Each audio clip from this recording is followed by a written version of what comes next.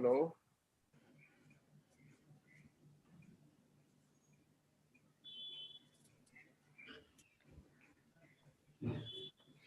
Hello.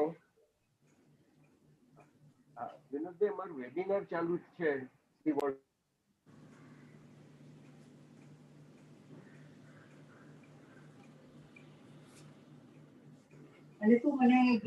Good morning, everybody. Bharatbhai, good morning. Good morning. Good morning.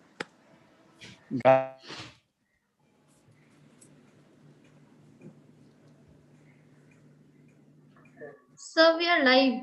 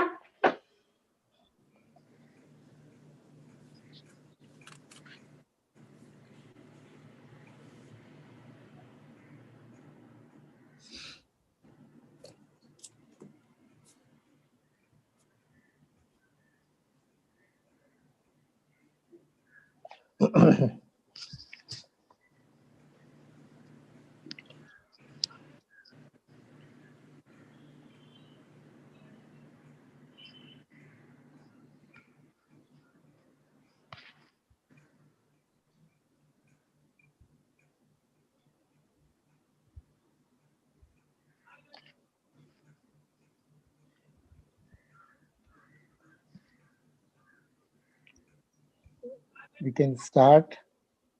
Okay. Good morning, friends and colleagues. I welcome you all to our first webinar of 2021. First, on behalf of the Bombay Seaboard Medical Association, I wish you all a very happy, joyful, and a prosperous new year. We all are welcoming 2021 with great hope and promise. As number of COVID cases are reducing over the last year in our country, and as various vaccines loom on the horizon, our hopes are soaring in this new year for getting back to normalcy. Many of our senior colleagues must be gearing up to restart their practice. We at Bombay Seaboard Medical Association are also eager to switch back to our ever popular CMEs at Sir H.N. Reliance Foundation Hospital on first Sundays of every month from the present webinar version. During the last year, we had a privilege to give Lifetime Achievement Awards to legendary neurologist Dr. B.S. Singhal and psychiatrist Dr. Asit Seth. Our today's CME is on nephrology, prevention of kidney diseases, with very eminent speakers. Dr. Bhupendra Gandhi, Dr. Hemal Shah, Dr. Umesh Khanna, Dr. Bhavesh Vora, Dr. Vishwanath Billa, and Dr. Arun Halarkar will be enlightening us. My special thanks to Dr. Hemal Shah for arranging this CME and Dr. Aril Mehta, Dr. Jawahar Mehta, and the whole team for excellent organization of monthly CMEs and webinars. We are fortunate to be joined by Bombay Medical Union, Sir H.N. Reliance Foundation Hospital, GPA, FFAPI, the Bombay A Ward and D Ward Medical Association, as well as Jain Doctors Federation. I now hand over to Dr. Aril Mehta to further the proceedings. Dear colleagues, welcome to 2021, a new year, a new decade of hope. Vaccination being approved by the government on the eve of New Year is very promising. At the same time, Indian healthcare industry has stood the test of time and portray a robust platform as compared to the Western world, with controlled morbidity and mortality. We lost a lot of our own doctors and frontline health workers, but I am sure we will soon get through this crisis. We have slowly adjusted to new normal, started our practice, have devised and adopted new ideas. Telemedicine and webinars are striking examples of the gift of Corona scare. Let's welcome the year 2021 with the gist, vigor, and hope. Today's nephrology update is conceptualized and will be moderated by eminent nephrologist Dr. Hemal Shah. active and dynamic member of our own Seaboard Medical Association, MD DNB Nephro, MNAMS, scholar of International Society of Nephrology, University of Missouri, USA, and clinical fellowship in nephrology and transplant in University of Toronto, Canada. Right now, he is HOD at Saifi Hospital, honorary consultant at Sir H.N. Reliance Foundation Hospital and Patia General Hospital. He is having special interest in CKD management. Today, he has gathered galaxy of speakers and very interesting topic and informative topics for normal kidney functions to kidney diseases to diet, medication, and renal replacement therapy. Before I give over to Dr. Hemal Shah, may I request? Yeah, the correct 17 number. Before Last slide of thank you. Sorry. Then how will you show me now how to do that? Because excuse me, you are on live. Please mute yourself. Before I please mute yourself. Before I hand over to Dr. Hemal Shah for further, I will request Dr. Vibhakar Advaryu, President of BMU, to welcome the august audience. Sir, unmute yourself. Vibhakar bhai, unmute. Yeah. Thank you, Anil. On behalf of the Bombay Medical Union, I wish you all a very healthy and happy new year.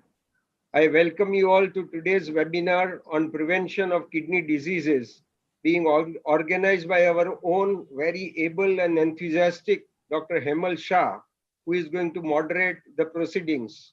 Over to Dr. Hemal Shah. Thank you, Vibhakar bhai, for those kind words. And I'd also like to thank Kamlesh bhai and Anil bhai for giving me this opportunity. And I would like to reiterate my commitment of doing at least one CME a year in the field of nephrology. We had one in October 2019, 2020. Unfortunately, due to the events, I was unable to do it, but we start the year with a bang. This whole last year, the entire world has gone into a prevention mode, and everybody tried to prevent the infection from reaching their doorsteps. And that is the reason why we thought that while we have, as a community, have ignored prevention of chronic non-communicable diseases, I thought it was a good idea to start the year reiterating our commitment towards the same. I'm very fortunate to have been associated with two doyens of nephrology, not only from Mumbai, but also from the country, Dr. Bhupendra Gandhi, who runs the Amar Gandhi Foundation, and Dr. Umesh Khanna, who runs the Mumbai Kidney Foundation. Both these foundations have realigned themselves over the last 5 to 7 years because of the common interest shared in preventing kidney disease in the larger population. So that is the genesis of this current program for the day. Without further ado, I'm just going to hand over the proceedings to my senior colleague, Dr. Umesh Khanna. He's a doyen of nephrology from the city, as I mentioned. He is unarguably has the maximum number of dialysis patients in the country. He has his own model of dialysis since the last 35 years, where he started multiple charitable units all over the country.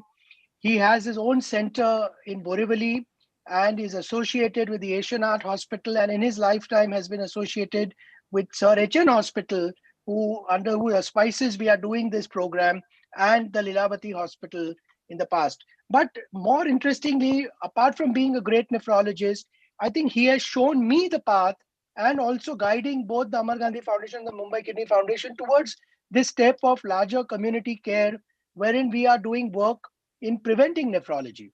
And I could not think of a better person to start the proceedings today and lay down the actual thought process of why kidney disease needs to be prevented.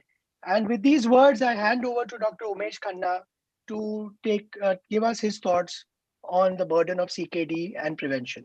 Thank you, Hemal, for those kind words, and thank you, Seaward Association, for inviting me, giving me the opportunity to be a part of such a brilliant CME or a seminar, which is actually needed. As Hemal said, it is the need of the hour to have this kind of seminar where non-communicable diseases are given the main importance. So at the outset, I will take 5 minutes extra, and I have already asked Hemal to give me those. Let me pay my respect to the COVID warriors who have laid their lives, and more importantly, the family physicians or the general practitioners who were in the forefront of fighting this pandemic. It's been nostalgic for me to be a part of Seaward Association, and we were chatting with some of the office bearers as to my days at the HN Hospital, and I was sitting at the Bombay Mutual Terrace and spent more than 5 years in Seaward. So it's not been a very new thing for me to be a part of Seaward Association. I also feel that the institution of family doctor, which was the strength of this country, somehow slowly is going down. And I think the society must look at it carefully now in the event of this COVID pandemic. It has brought back the importance of a family doctor. And I seriously mourn the kind of demise of this institution of family doctor. And in one of the slides, I will show to you that how, if I was not a nephrologist, I would have been a good family physician. And that's the reason also I put it up on my slides, because the family physician is a complete doctor. He has to be not just the jack of all trades, but in today's world, he has to be the master of all trades, and which is why he has to attend so many CMEs. And it's really difficult for a family physician to keep pace with the world of medicine. So let me come back to the main topic of today's slide and today's seminar, and why this talk. So globally, if you look at it, 85 crore people suffer from CKD. And I put it in crores because this millions which you see and read is more of an American thing. We talk in terms of crores. So 1 in 10 adults worldwide would be suffering from CKD. And 1/3 of these actually would be residing in India or in China, basically in these two countries. CKD is the 12th commonest cause of death, up from the 17th in 1990. So that's the reason why Hemal was talking of NCD being an important thing. It's also the 6th fastest growing cause of death. The cost of renal replacement therapy in some of the advanced country, 3% of their annual healthcare budget in high income group is spent on just 0.03% of the people of that country. So that much expensive CKD care is. Also, it's important to know that kidney care in the world is very inequitably distributed, like all healthcare, and therefore the low income and the middle income countries are really suffering, especially the poor, the females, the disadvantaged, and the vulnerable population, where kidney care doesn't reach so easily. The treatment of CKD is expensive, and if you look at some of your patients, you will realize that it can lead to catastrophic, unplanned health expenditure, especially in India, where majority of patients don't have health insurance. Also, you are all aware, but I want to remind that CKD is a silent killer. And look at the statistics. 9 out of 10 patients with early CKD, or 1 out of 2 with moderately severe CKD who are not on dialysis, do not know that they have CKD. Hence, the need for routine kidney health checkups of high-risk patients, and that again is one of the important roles of a family physician, to order routine kidney health checkups of all the high-risk patients. Only 3% of CKD patients actually experience kidney failure in their lifetime. Most of them die of other comorbidities.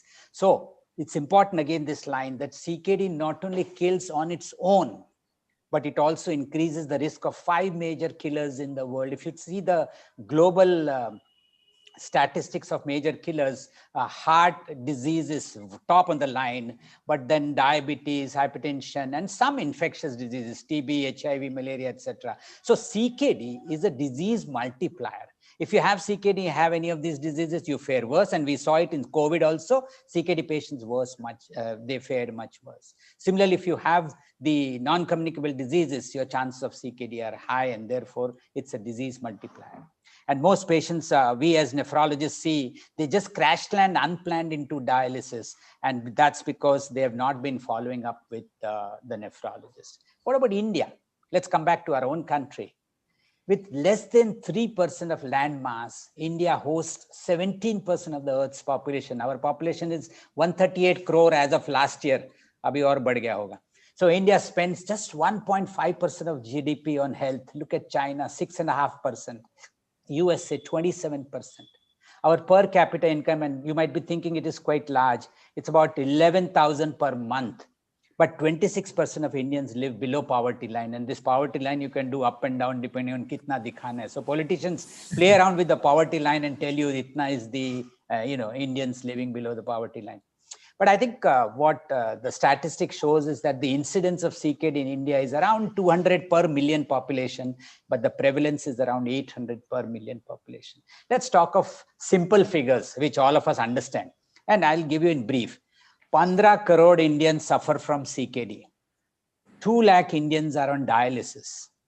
And importantly, 10 to 15 lakh people die from CKD annually, because barely 10% of Indians requiring dialysis can actually get it. And this too is only recent. This too is also recent when we have so many government schemes which are there in the market. So there are other CKD peculiarities in India. These are India-specific problems, and therefore you must be aware of. We all know that diabetes, hypertension, obesity contribute to 60% of CKD, like in the world, even in India. But we fall in the stone belt. India is in the stone belt, and therefore stone disease. We are poor, and therefore chronic glomerular nephritis, because glomerular diseases are more in the poor population. We don't look after our children well, and therefore Kakut or congenital anomalies of kidney and urinary tract, because we do not investigate every UTI in a child. Similarly, we don't advise the polycystic kidney disease not to have children. We don't look into the drugs and herbominerals care, and therefore all and sundry can prescribe any drug and any herbominerals, and our people feel everything is safe if it is non-allopathic. Then CKD-U is a mysterious tubular interstitial disease. Tubular interstitial disease, and is common in some parts of India, especially Maharashtra, Andhra Pradesh, and is thought to be due to environmental concerns. So probably heat, heavy metals, dehydration, toxic pesticides. So this is something about which we don't know too much, but we know it is a part of how we have created our environment. And therefore CKD-U is the price we are paying for the lack of environmental concerns. One more important line, Indian patients are younger and are the breadwinners of their family, and that's why it's important to prevent them from developing CKD. Again, something specific to our country. We have malnutrition in pregnancy. We have low birth babies. Our neonatal care is bad, and that leads to less nephron mass, and hence more prone to CKD in later life. Infections which are very peculiar to our country, leptospirosis, dengue, malaria. Our sanitation is so poor that diarrheal diseases are still common. We still have our snake bites. We still have our obstetric AKI. And remember that AKI worsens CKD, and in some cases AKI can actually lead to CKD. But the silver lining is these are preventable. These are preventable by action at the national level, state level, community level, corporate level, NGOs level, and of course, for which we are all gathered today, it's prevented by you, the primary care physician.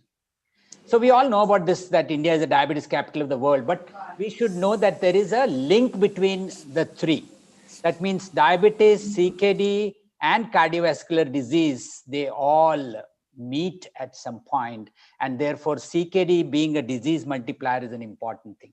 You must know the cost of renal replacement therapy. Supposing you haven't prevented CKD, it's about 20,000-25,000 rupees is the cost of hemodialysis. Give or take 5,000 here and there approximately. But then cost of medicines, 7,000-8,000 for erythropoietin, 2,000-3,000 for the rest of the drugs, about 10,000 for medicines. If you go for CAPD, again, 25 to 30,000 rupees. If you go for transplant, 8 to 9 lakhs for transplant and about 12 to 15,000 rupees for the post-transplant expenses. Where is the insurance package? We have now some government insurance packages in some states. For example, Telangana, Andhra Pradesh, we have the Arogyashri scheme. We have Mahatma Jyotiba Phule in India. We have CGHS, ESIS, ESIC, railways, defense services, BRC. These are the government areas where dialysis is available. But but the recent Prime Minister's National Dialysis Scheme is a game changer, and that is why the penetration of hemodialysis has increased. What about health insurance policy? Only 5% households are covered by insurance. Now, of course, as I said, the Ayushman Bharat will be a game changer. We do have 35% penetration of individuals, not of families, but that is government-sponsored schemes like CGHS, ESIS, ESIC, etc. So in short, India cannot afford CKD treatment. And the only affordable treatment for India is prevention. Prevention at the primary level, at the secondary stage, and at the tertiary stage, and we will come to it. So at the primary level, basically, what you're trying to do is to prevent the onset of the disease. That means if you treat the obesity, diabetes, hypertension, look after the polycystic kidneys, manage your diet well, then you are unlikely to develop CKD. At the secondary level, you have to, once you have to detect the disease early. You have to do those tests much in advance, the EGFR, the urine routine, the spot urine albumin, and so on. And you must control the blood pressure, diabetes, etc., which Dr. Bhupendra Gandhi is going to tell us in detail. So you have to specifically talk about diet, which Dr. Halankar is going to talk about in detail, and avoid certain illnesses like UTI, etc., drugs, which Hemal Shah and Bhavesh Vora are going to tell you. So basically, that's how Hemal has chosen this topic, that at every stage, what should a family physician do will be discussed in details, and we'll come to the slide later on. So this is what I was talking. If I was not a nephrologist, I would become a good PCP, a good primary care physician. Because remember that the non-communicable disease and the CKD epidemic can only be prevented and controlled by the primary care physicians and not by the nephrologists. And you will know why the Titanic sank, mainly because of the iceberg. And it's just that the tip of the iceberg is what we are seeing in the form of CKD5. And that's the life's paradox. You know what's the life's paradox? That in CKD, only the lucky ones reach dialysis. All others perish because of cardiovascular disease. And remember, the risk of cardiovascular disease in CKD is 100 times more than the non-CKD population. I repeat, 100 times more. And it starts not at the CKD5 level. It starts from the microalbuminuria stage and goes up to CKD stage 5. This line is a clincher. A 25-year-old dialysis patient has the same risk of dying of cardiovascular disease as a 70-year-old non-dialysis patient. So even early CKD, if you can prevent, you are preventing the cardiovascular risk factors. So all in all, I think we are all sitting on a volcano facing a double whammy, and Indian patient is not only having the double whammy, but at a younger age, and is poorer because he is the breadwinner of the society. Are you at risk, all the listeners? Yes, being Indian itself is a risk factor. 1 in 5 people, this was meant for the audience, but for sitting here or listening to it, could be suffering from either diabetes, hypertension, or obesity, all three of which are responsible for 60% of CKD cases. And a typical Indian phenotype, and by now you are all familiar that we have this lean obese, we have this youngish CKD. Our angioplasties are done at 45, 50 years of age. American angioplasties are done at 70 years of age. Our diabetic CKDs are much younger. Our diabetic heart disease are much younger. Our obese also is at 25 BMI, we are considered overweight. At 23.5 and above, our line only is drawn below. So we have a very typical Indian phenotype. Now, do you have a solution, or are you part of the problem, is what Shiv Khera mentioned. And it's a very important quote, which I always bring it to your notice. Yes. Who will solve this problem? You think the government? Yes, they can. They can have a very strong NCD control program. They do already have it, but it's not strong enough. And that is why we NGOs are supporting and trying to take it, scale it up on some level. So if the government introduces a salt tax, a sugar tax, or it provides good nutrition at pregnancy level, provides proper sanitation, good water, environmental concerns are looked into, and the infection control program, which is already there, malaria control, TB control, etc. But if it's taken at a scalable level, then it's good. But you have to increase your GDP spending. 1.5% is pits. And we found out during the COVID epidemic why in the beginning we had no hospital beds at all, because we hardly spend any money. Aayega kidhar se? So there is very little budget left for non-communicable disease. You think the nephrologists will control it? There are only 2,000 nephrologists for the whole country. And only 10% of CKD patients go to nephrologists. CKD 1, 2, and 3 stages don't reach us. Not that we are crying, we have enough work, but we can't salvage at CKD stage 5. So friends, it's you, the primary care physician, who will solve the problem of CKD in this country. Now, if that is settled and all of you agree and take up the responsibility of solving it, we'll tell you how to do it. So this is a very typical case. Today morning, I saw in the ICU in gross pulmonary edema requiring emergency dialysis and ventilator. He was put on ventilator. He's a diabetic male. But 9 years back, from 9 years, he's suffering from diabetes. I mean, from 9 years, he's aware of it. Hypertension, was diagnosed to have IHD. He had undergone a retinopathy treatment. He had surgery for diabetic foot. The works. I mean, any diabetic goes through, or many diabetics go through all that. And now he has crash landed in the ICU with a creatinine 6.8 and a potassium 7. And we nephrologists are left holding the baby. The same case 6 years ago when he underwent herniorrhaphy, albumin was 2+, creatinine was 1.4. Now, that was the time these asymptomatic lab abnormalities were ignored. He could have done something. And he had a big diabetic file, which is very peculiar, that it has a lot of urine sugars and the blood sugars, but no urine routine and no GFR. And that's the tragedy of a diabetic CKD patient. So as a good doctor, you could have helped this patient in controlling his CKD earlier. So this is the role of a general practitioner in CKD management. One, you have to identify at-risk population, and we'll tell you which is the at-risk population. You have to do their kidney health checkups periodically, which means urine routine, spot urine, albumin creatinine ratio, EGFR estimation, etc. You have to understand the concept of EGFR, and you must understand that the creatinine is a fallacious test. And you must start strategies to prevent CKD, which Dr. Gandhi and others are going to highlight, like control of diabetes, hypertension, obesity, congenital anomalies, hereditary, and the drugs and herbs, which Bhavesh is going to talk about. If you diagnose CKD early and start treatment early, you can manage at least the reversible causes. So some of the glomerulonephritis is reversible, some renal artery stenosis is reversible, obstructive uropathy is reversible, and so on. Supposing you have missed the bus, as the team is already set in, then at least look for some correctable factors. Severe hypertension, severe hypotension, very high sugars, infections like Hemal will tell you how UTI worsens it, metabolic causes, hypercalcemia, certain drugs, dehydration, and don't forget the standard obstructive sleep apnea, which is now shown to play a role in many diseases, including CKD. Once CKD is already established, then you start conservative treatment.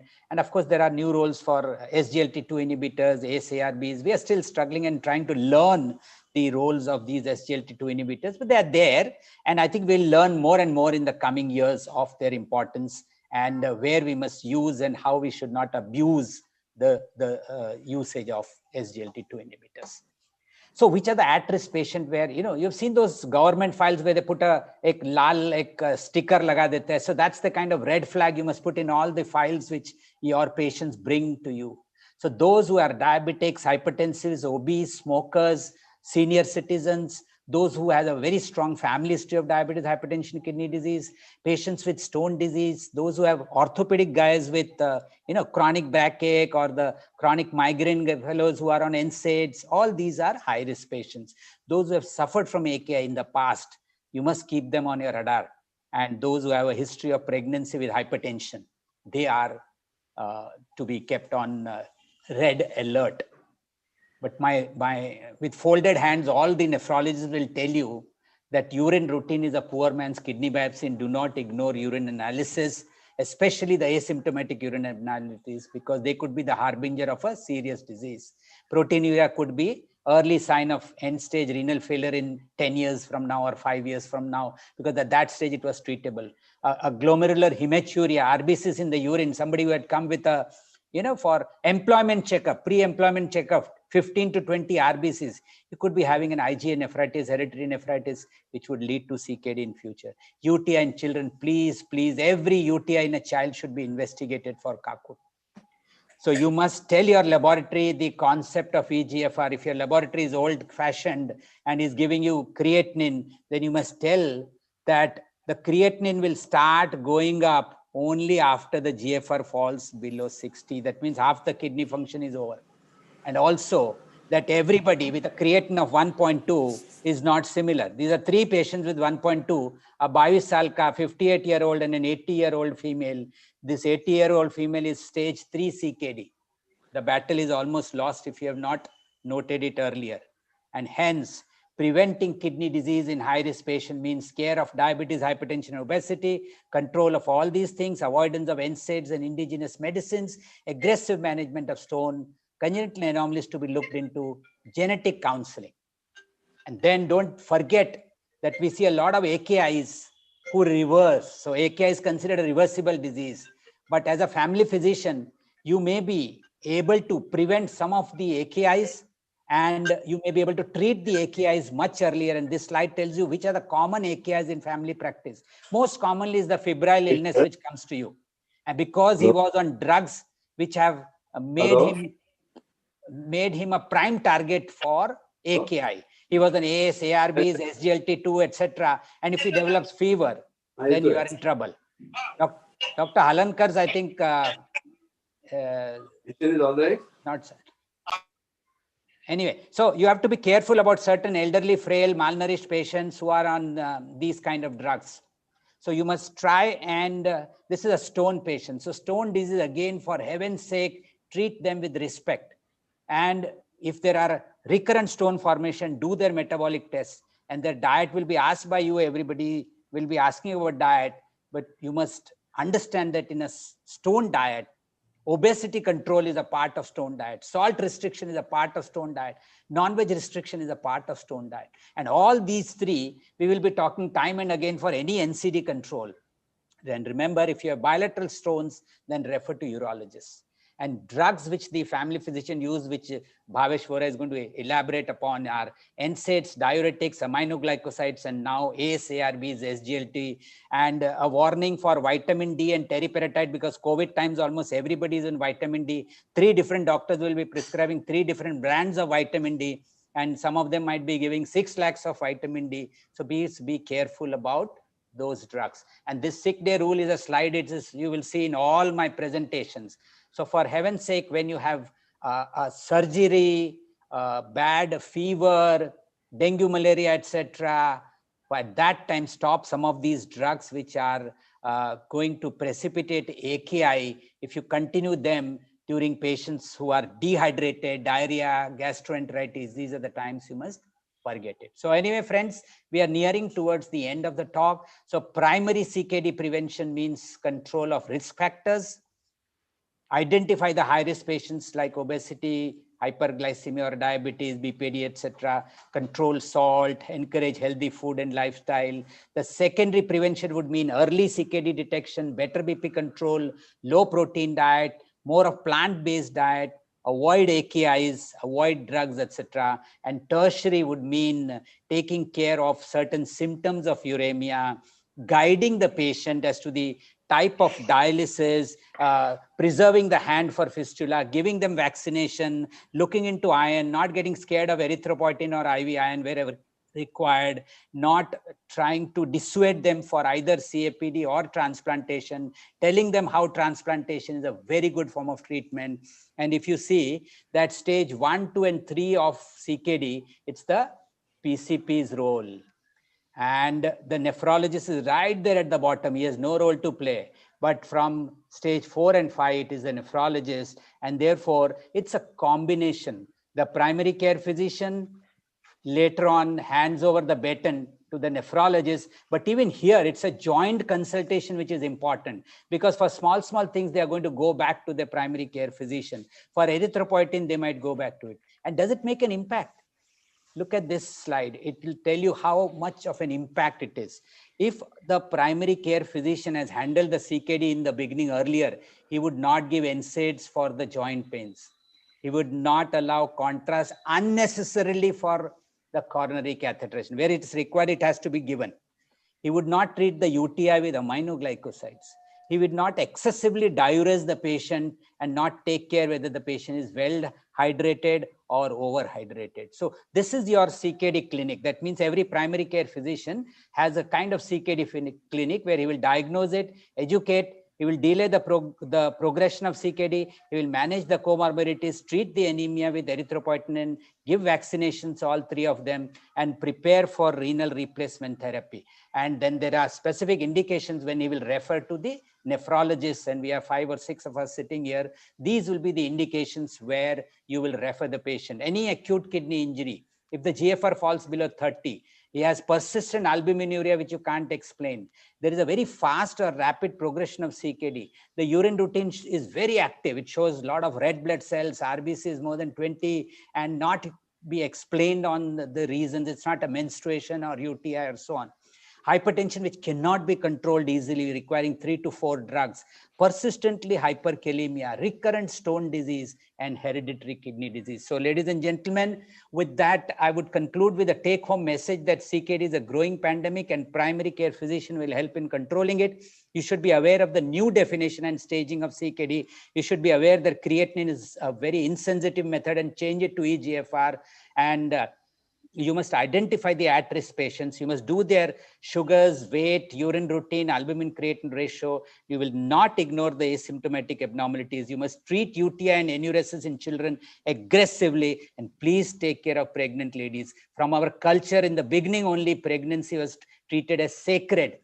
And therefore, the same culture should continue. Lower your BP control, as Dr. Bhupendra Gandhi will tell. Avoid nephrotoxic drugs, as Bhavesh will say. And remember, AKI can lead to CKD in 10 to 20% of the patients. Stones should be aggressively treated, and recurrent stones should undergo metabolic diseases. Use ACE-ARBs and SGLT2 where it is indicated, and identify and treat correctable causes. Remember that if you have a 2 creatinine in a 40 kg female, 70% damage to the kidneys already occurred. You have lost the battle even before starting. So you do have a solution. You are not part of the problem. And the solution is you put up a banner in your clinic. Know your numbers. Join Dr. Bhupendra Gandhi and us in fighting the NCD. Every doctor should check the patient's weight, BP, and sugar of every adult. Even if he has come for a pyoderma treatment, his BP must be checked. Even if he's 30-year-old, his BP must be checked. And if the numbers are abnormal, warn them of the consequences and start the Ek Chammach Kam campaign to reduce salt, oil, and sugar by 30%. And I thank you for the patient listening. I'm sorry I was fast because I was given 20 minutes and I've taken 30. Apologize for that. Thank you, Dr. Khanna. Indeed, a great start, something that one would hope our Indian openers start doing in Australia. So definitely you've laid down the foundation for a very strong case to be made by the remaining 5 nephrologists to inculcate the idea of preventive nephrology in a general practitioner's or a primary care physician's clinic. And Dr. Anil Mehta and Kamlesh Bhai would have requested us to take up this issue in the last 30 minutes during the discussion period to actually give practical pointers to the family physicians of how to do this on a daily basis. Now we move on to our next speaker, from a person who pioneered in dialysis, providing community dialysis in the country, to someone who has pioneered the kidney transplant revolution in India. I introduce to you Dr. Bhupendra Gandhi. Gandhi Sahab came back to India after his training in the US in the middle 70s. And over the last 35, 40 years, he's had the distinction of setting up dialysis programs in many institutes in the Mumbai, just to name a few. The Breach Candy Hospital, where he serves as a nephrologist even today, at the Nanavati Hospital, Bhatia Hospital, Jaslok Hospital, the Asian Heart Hospital, and he has now taken up the mentorship of the nephrology program at the Sir H.N. Reliance Foundation Hospital. He has been doing transplants right from his early days in India, but has revolutionized the ABO incompatible transplant way back in the 90s. Well, in the decade of 2010 onwards, multiple doctors and centers all over the world have been talking about this, but Dr. Gandhi has been doing it for almost 30 years. That is transplants across the blood group barrier. He has in recent times taken up the cause of preventive nephrology in a very big way. His foundation, the Amar Gandhi Foundation, where both him and his wife have started this foundation. He's the founding trustee, and he has inspired and given opportunities to younger people like Bhavesh and me, along with seniors like Umesh Bhai and Arun Shah, to work in the field of preventive nephrology. And in the last 5 years, we have had the honor of starting the Ek Chammach Kam campaign, which has been picked up at multiple centers all over the country. And we have popularized the idea of reducing salt, oil, and sugar, the SOS campaign, in the diet to prevent diabetes and blood pressure and preventing kidney disease. Now, he will further share his thoughts on diabetes and hypertension as a cause of CKD and what can be done at a level of family physicians to control this sea of diseases that it is causing and to prevent kidney disease. With these few words, I'd like to hand over the stage to Dr. Bhupendra Gandhi. Thank you, Dr. Hemal Shah. I would like to start. Dr. Umesh Khanna has made our life much easier. Dr. Hemal Shah, thank you very much for your kind words. And I would like to thank Dr. Kamlesh Shah, Dr. Anil Mehta, and Dr. Adwariu for asking us to give us the talk today. My talk is much easier by Dr. Umesh Khanna because he's already given the overview of all the kidney problems to start off with. Let's start off with the talk. Today's is share. Okay. Hypertension and diabetes management by the kidney patients, by the primary physicians. World Kidney Day is celebrated on the 11th March 2020, and living well with kidney disease is the theme of this year. So that Dr. Hemal has corrected that living well with kidney disease, we should be theme, so that he has asked us to talk about this. Causes of end-stage renal failure, Dr. Umesh Khanna has already told you diabetes and high blood pressure were there, but incidence of diabetes and high blood pressure has gone up significantly high because of our lifestyle changes. And it is increasing significantly because of our obesity and the diet. Hypertension definition. Now let's start with the basics. What is the blood pressure? Initially, we used to say that blood pressure may be 150, 160, maybe normal for the elderly age group patient. But now people say that average blood pressure should be less than 130, 80 at any age. And if high blood pressure is 130 by 80 or greater is high blood pressure. Daytime awake is little higher, 135 by 85 in normal blood pressure, and nighttime is lesser than 120 by 70. Many people now say that normal blood pressure may be still higher, little higher than what they are saying, 130 by 80. Even up to 140 systolic and 90 diastolic may be considered, but people still do not agree with that at all, but not accepted by many. Hypertension classification is a clinical journal of hypertension in Indian. Optimal blood pressure is less than 120 by 80. Normal blood pressure is 130 by 80, and classified 1, 2, and 3. As blood pressure goes up, this and stage 4 is hypertension nephropathy, and hypertensive, malignant hypertension, which is more than 180 and 120. Isolated hypertension, we are seeing more and more in the elderly age group patients where the blood pressure is, systolic blood pressure is much higher, while diastolic is lesser than 90, which is we are seeing more and more in the elderly age because of the problem. Now, Dr. Umesh Khanna has already told you about the class 1, 2, 3, 4, and 5 CKD stages. I'm not going to go into detail, but as he said, very rightfully so, we come into the picture much later. And I think as a primary physician, you people are dealing these patients regularly in the stage 1, 2, and 3. And if you detect this early and treat blood pressure and diabetes significantly high, You can prevent the end-stage kidney failure or retard the progress so the patient may not require dialysis at all, or he may go into kidney problem with the other problems and he die of cardiovascular or other problems. CKD stage 1, 2, 3, 4, as I said, medical therapy, and there you are going to come in the picture much higher than what we may come in the picture. Signs and symptoms of high blood pressure is known as silent killer in the Western world, where no symptoms are there. Up 10 or 15 years, patient not check the blood pressure because he's doing well. And then he goes to the doctor, as Dr. Umesh Khanna said, diabetes was there, not detected, or blood pressure was not detected. He comes to left ventricular failure with a creatinine 6, 7. Suspect and check BP regularly in all patients you come to your clinic, especially if the patient is over 40 years old, is a feminist of high blood pressure, has diabetes and obesity. Check this, and if patient is in the stressful condition, please check the blood pressure and see. Symptoms are very vague symptoms. I'm not going to detail because of a lack of time, but they are very, very vague symptoms. It may sound you like headache, dizziness, getting upset with the minor problems, feeling unwell. How would you evaluate the patient with the blood pressure?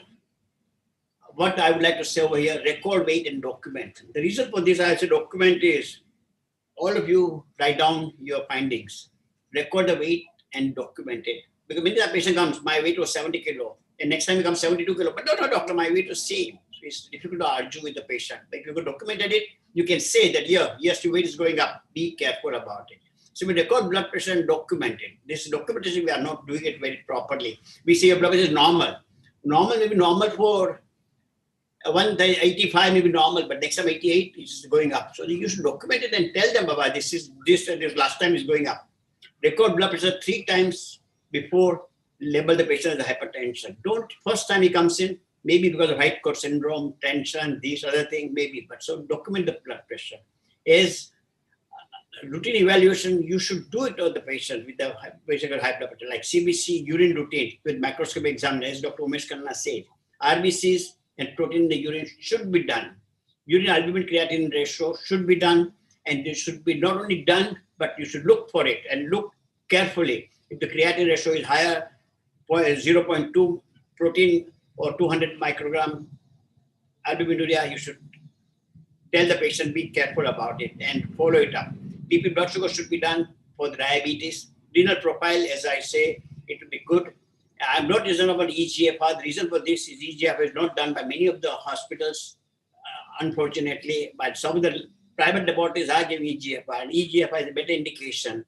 And now the new test has come out is what was cystatin C, which will detect early renal failure. You can, if you are doubtful and patient is very methodical, you can say they get cystatin C, so they detect the kidney problem early.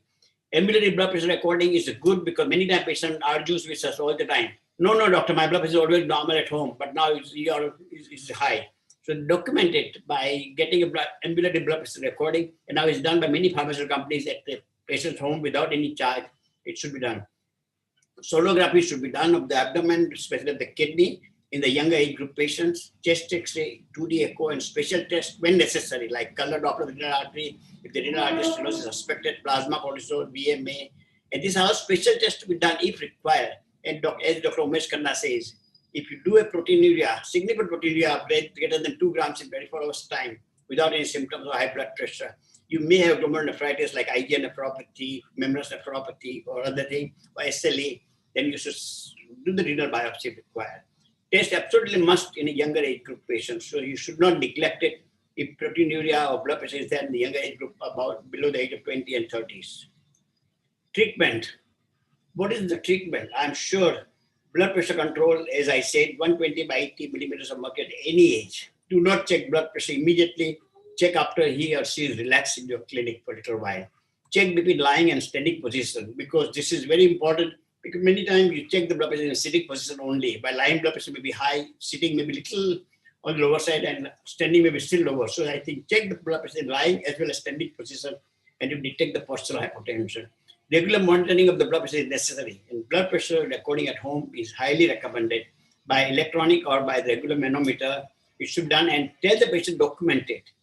But over here, I would like to stress a caution about it. Many people record the blood pressure every hourly and calls you up, doctor, my blood is 180 now. And after 1 hour, it's 120 or 130. So you say that, Baba, consistency, continuous high blood pressure is more important than once in a while blood pressure going up. With good conservative treatment, you can halt and severely retard the progress of a chronic disease, as Dr. Umesh Khanna said very clearly. And if you control the blood pressure, you can really, patient can go without dialysis or aggressive treatment for many, many months and years also. How would you treat this patient? Lifestyle modification, weight reduction, total ideal body BMI 20, 25, 23, as Dr. Umesh Khanna says, because in Indian population, it is lower the BMI. Test eating plant is better, and in that a way more vegetarian diet, more fruits, less of a fatty food and fried food. And as Hemal and Umesh both have said, "Ek chamat kam," we have found out the slogan as Amargandhi Foundation, and it was initially the salt, mainly for the salt, but the bright idea from our nephrologist colleague said that let's make it SOS: salt, oil, and sugar. So the salt will control blood pressure.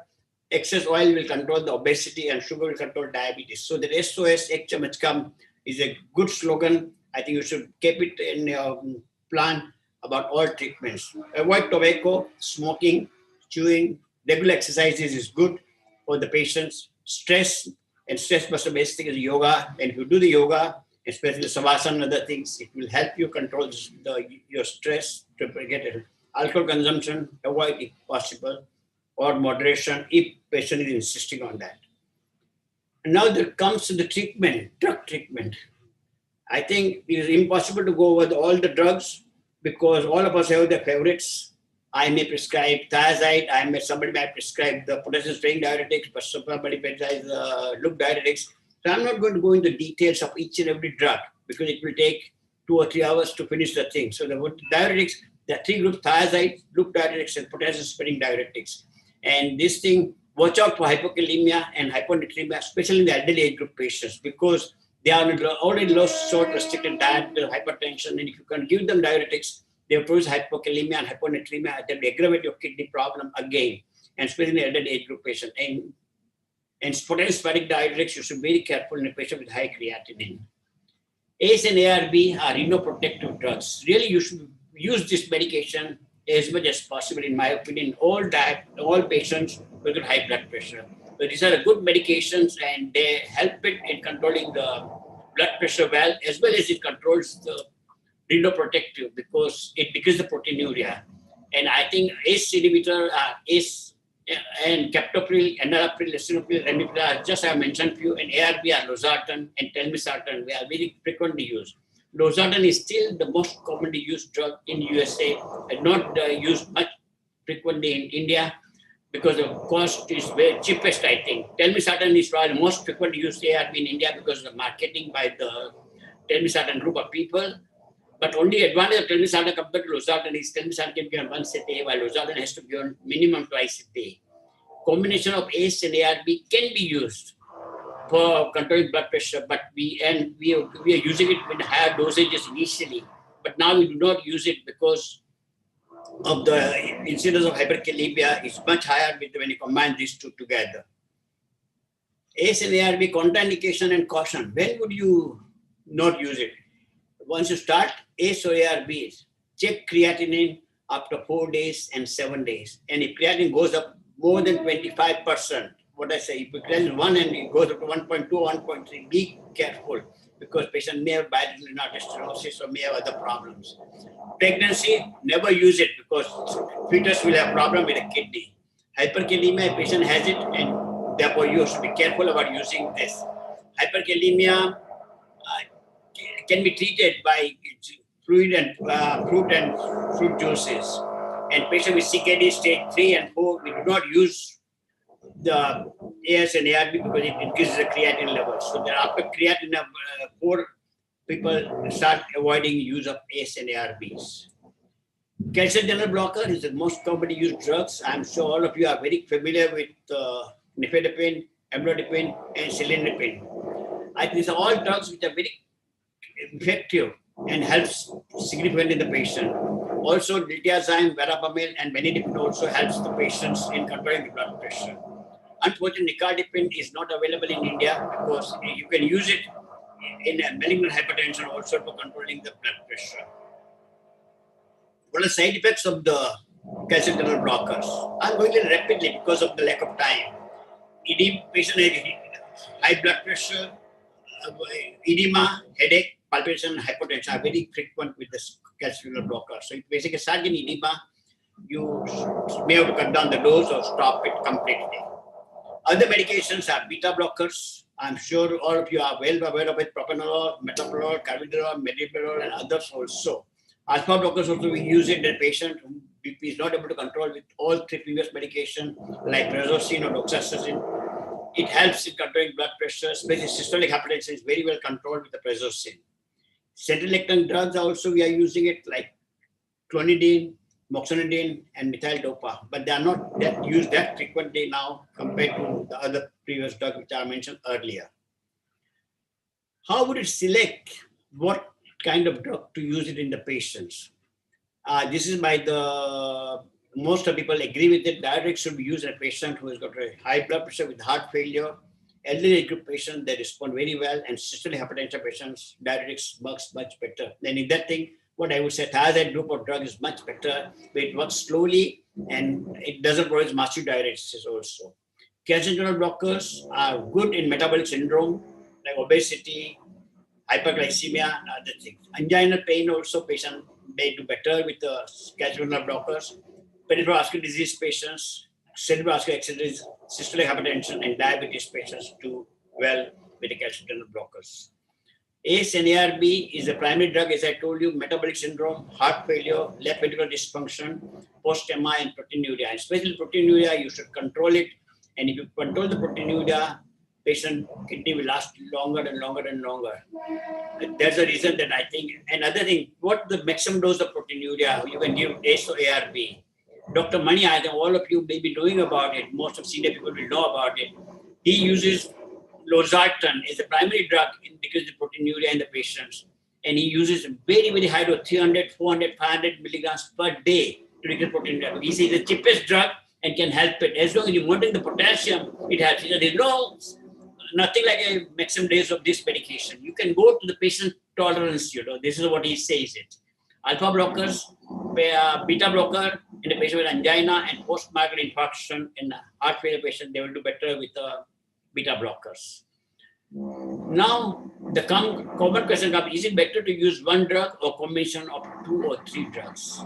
This is a very common drug because side effects are more if you use drugs in higher dosages. So it is better to combine more drugs of different group in lower dosages.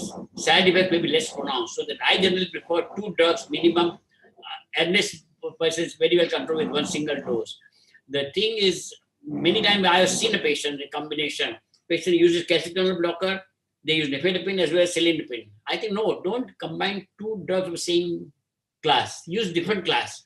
Calcium channel blocker with SARB, beta blocker, or alpha blockers. Don't use the same drugs and the same class. Drug timing, also more important, and space out drugs and use extended release forms for better control. And especially at night time, you should give one medication so that morning blood pressure is, otherwise most of the time patient blood pressure is very high in the morning, early morning. So they see that you space out the timing and try to use extended release tablet rather than using the regular medication which has got shorter lifetime. Hypertension emergencies, I'm not going to detail because the patient got blood pressure 180 and 120.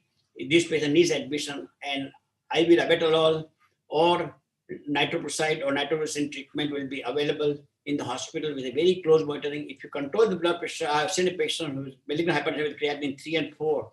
You control blood pressure, broke the cycle, and patient has gone for 5, 10, 15 years without dialysis. So you have to control blood pressure very well. And the malignant hypertension, patient got retinopathy, this patient needs urgent admission in the hospital. Substance which can induce hypertension or can exacerbate hypertension. Non-steroidal anti-inflammatory drug can increase the hypertension. Oral contraceptive drugs will increase it. Antidepressants will increase it. Acetaminophen can increase it. Transplant patients, CNI would use it. And steroid will increase the blood pressure. Antiretroviral therapy, some of the thing will increase the blood pressure. And sympathomimetic, we use it for the patient with a cold and cough will increase the blood pressure. So you should be very careful. And if you are using this medication, tell them use it for a shorter time only, please. Follow up. How do you follow up this patient? Once the blood pressure comes under control, tell patient to continue the treatment in same dosages and tell him or her that BP is under control because of treatment and increase again. Many times the patient has got my blood pressure under control. I got normal blood pressure, they stop it. This is wrong. Maintain blood pressure 120, 130 by 80, 85 as far as possible. Once blood pressure, tell the patient always a blood pressure. And regular checkup is essential. Maybe initially weekly, then 2 weekly, then 3 monthly interval also, depending on the blood pressure control. And check CBC, creatinine, as Dr. Umesh Khanna says, with the creatinine with the EGFR, if it's available. And many laboratories are giving it now, but not all. Potassium has to be checked, in my opinion, the patient getting ARP and ACE inhibitor. Random blood sugar should be done, and urine routine should be done. If urine protein goes up, you should put a red flag on the patient and tell them that be careful about it. Now coming to diabetes. Diabetes is capital, but India is a capital in the world because our incidence of diabetes is significantly higher. It is mostly related to our present lifestyle, lack of exercises, consumption of junk food, which is a very high calorie food. Incidence of obesity is also very high in children as they are too involved in their phones and computers and not getting enough exercises. Stress level is also high because of the competitive world. I want to do better than person XYZ. I want to do this. I will do better. And this is the stress. And you have to tell the patient to get out and accept the realities. Worldwide prevalence of diabetes, as you say, India, 72 million population is diabetic compared to 37 million in the United States, 138 in China and Australia. So the India incidence of diabetes is much higher. We are getting it higher. Diabetes, I am sure all of you know type 1 and type 2, beta cell dysfunction, absolute insulin deficiency when insulin is required, by type 2 in insulin resistance and insulin secretory defect. The miscellaneous maybe because of a, what is this noise is coming from outside, miscellaneous. Criteria for diagnosing diabetes. Blood sugar greater than 200 anytime.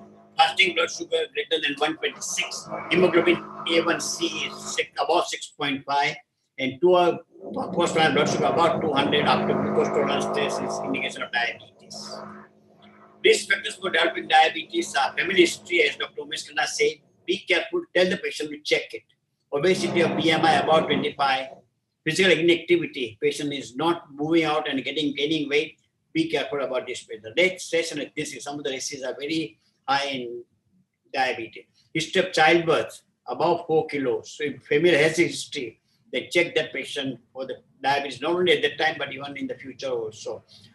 Polycystic ovary disease, patient is significantly higher incidence of diabetes. And HDL level of less than 35 and triglycerides of 250, suspect patient may have a hidden diabetes. Goal of the treatment is, I'm sure all of you are better aware of it, HbA1c should be less than 7, pre-prandial blood sugars between 80 and 130, and post-prandial should be less than 180. Blood pressure should be maintained 140 by 90, but should be lesser if patient got proteinuria, and it should be 120 by 80, really to be honest with you. LDL and triglycerides also should be kept under control with controlled diabetes. How to treat? Treating is alleviating symptoms, minimize risk. If you treat patient, you will minimize the risk long-term complications. And one of the long-term complications is not only sugar problem, as all of you know. Eyes is affected diabetic retinopathy, kidney with proteinuria and CKD. Commonest cause of kidney disease right now is diabetes. Cardiac stroke, IHT, reversible and severe peripheral neuropathy. We are seeing more and more patients with neuropathy now with diabetes. And perivascular disease requiring non-healing ulcers and amputation. This is very common in diabetic patients. How treatment is almost same like lifestyle modification, control weight, maintain weight, diet, limit calorie intake, and fat and carbohydrate intake. And Dr. Alanka is going to talk about it, so I'm not going to go into detail about the fat intake and carbohydrate intake, but Dr. Alanka will talk about it. Timing of diet is very important because many of them now with the lifestyle, people skip breakfast, have a light lunch and a very heavy dinner. I don't think it's acceptable. Good breakfast, reasonably good lunch, and light dinner is the right type of treatment. Exercises is good for all the patients and especially for diabetics. 30 minutes every day, 5 days a week minimum should be done. Stress should be avoided, unnecessary stress, and avoid alcohol completely as far as possible. How would you follow up the patient with diabetes? Check HGT regularly, fasting and people blood sugar, lunch and dinner. How often is regular? That's what I would go with initially daily if it's incredibly high. Once it's controlled, check it at 2 weekly interval, fasting and PP blood sugar. Then also once in a while, first fast PP blood sugar. And then if it's very well controlled, once a month also is fine. Urine for sugar. And over here, what I'm writing is for albumin. That should be checked. Because patient comes with the sugar report, HGT. My sugar is always under control. My urine sugar is never showing. And they are not in albumin, as Dr. Meskana is saying. You check the albumin. And if it's positive, kidney is getting involved, so you should be very, very careful about the patient with the albumin in the urine, Fundus should be evaluated all diabetic patients, believe me. If you do not check the fundus for diabetic retinopathy, patient may lose eyesight because of severe bleeding and other thing like that. So the fundus examination should be done every yearly. And if it's present, every 6-month interval, and especially for diabetic retinopathy is present. With development of CKD, watch for hypoglycemia. Because if the CKD progresses, creatinine goes up, hypoglycemia or sugar gets milder and milder. So be careful about using the oral diabetic drugs. As diabetes tends to get milder and milder, and patient goes into hypoglycemia and sometimes goes into coma also. Anti-diabetic drugs, I think all of you are very well familiar with it, so I'm not going to go into detail like antihypertensive. Acarbose delays digestion, absorption of starch and glucose. So postprandial blood sugar is better drug. Metformin, time-old drug, which really helps in decrease gluconeogenesis and reduce peripheral utilization. It is very good drug still, I would say. 500 to 100,000 milligrams per day, you can use it without any problem. But as you said before earlier, avoid prior to surgery, prior to angiography, avoid it because incidence of CKD is, or AKI is higher if you use metformin, and avoid once the creatinine is about 3 milligrams per percent. The reason for this is if you reduce it, patient will have incidence of lactic acidosis and other complication higher. Sulfonylurea, previously we used to use diabinase. Now we do not use diabinase because it's a very, very long-acting drug. And now better drugs are glibenclamide, gliclazide, glimepiride, and glipizide. You have to reduce the dosages, and when the creatinine goes about 3 and 4, you have to stop it. Pioglitazone is a very good drug, telidozan group of medicine. It reduces peripheral insulin resistance, but side effect is watch for edema because it retains the salt and water. So you may have to use the diuretics along with it. Gliptins are very good medication like linagliptin, sexagliptin, sitagliptin, and vidagliptin. It's a SGLT4 inhibitors, increase insulin and lowers glucagon secretion. It's a good medication. Anyone you can use in a kidney failure patient and reduce dosages. But now the commonest drug which has come in the market in a very, very high way is sodium glucose co-transport 2 inhibitors. What you call a dapagliflozin, canagliflozin, and empagliflozin. Previously, because we used to say SGLT2 inhibitors should not be used in a patient with a kidney failure. But now, that's what they say. It's not only diabetic control, it will help the renoprotective like ACE and ARP. And it's coming in a big way, not only for the kidney protection, but also coming big in a heart failure patient also very well. It reversibly inhibits sodium glucose transporter 2 in the proximal carotid reticle, so it increases the glucose reabsorption. It reduces the glucose, and glucose is lost in the urine. Only side effect is some people do get urinary tract infection with this medication, and dehydration can occur. But it's a renoprotective, so I think you shouldn't be afraid of using this medication, even with the patient with a kidney failure, as long as they are obese, How would you, I will just make it very short, about with the EGFR, glibenclamide, glimepiride, glipizide, and other things, you can use almost a normal dosage initially. But when the creatinine goes about 2, you reduce the dosages, and about 2 and 3, you should contraindicate. Red is contraindication, yellow is used with a caution. Similarly, metformin, pioglitazone, and acarbose, you can use reasonably safe with the creatinine 2 and 3. But use the dosages when creatinine goes about 2 and 3 and 4, ideally you should avoid it, to be very honest. I'm not going to detail about the dosages because of lack of time, and I would like to stick to 20 minutes if possible. Other thing is sitagliptin, vidagliptin, and all gliptins except linagliptin, that is Trajenta, if you are using it, you can use it. All other it has to be decreased by 50% dose with a patient with renal failure, and avoid it when the patient going to CKD stage 5. And as we say, dapagliflozin, canagliflozin, empagliflozin, you can use it and continue using it even now. Before they say dapagliflozin, if you are using it before, then creatinine goes up fine. But if you do not start it, if creatinine is high, dapagliflozin, let us say. But if your patient is on, you can continue with it and it will be renoprotective, in my opinion. Best treatment is a diabetic patient is to control with insulin, regular insulin, and long-acting insulin. In combination is much better than using only regular insulin, in my opinion, or short-acting drugs. KDIGO guidelines says 2020 that comprehensive care, reduce risk of CKD progression and cardiovascular disease, ACE-ARB in patients with diabetes, hypertension, albuminuria, plus dietary changes is required for protein restriction, and individual HbA1c target to less than 6.5. Lifestyle intervention, as I mentioned, protein intake has to be decreased to 0.8 gram per kilogram body weight, tobacco cessation, and physical activity. Anti-hyperglycemic agents, metformin is a good medication, less than 45 EGFR, dose modification will be required, otherwise normal dose, and less than 30, avoid or discontinue. SGLT2 like dapagliflozin and others is a good medication. Continue, and if a patient requires dialysis, then stop it. So then what I would like to say, what Gomesh Khanna said, no one man can whistle a symphony. It takes a whole orchestra to play, and all of you are the part of the orchestra along with us. And if you combine together, all of us, we can prevent the kidney disease going from the stage 1, 2, 3 to 5 when patients require dialysis and transplantation. So let's avoid, as we say, that rather than patient going to kidney failure and wasting a lot of money on dialysis and transplantation, that is the best way to go is this. Thank you very much. Okay, Amal. Hemal Bhai. Amal is not on, I think. Yeah. Thank you, sir, for a very quick overview on diabetes and blood pressure.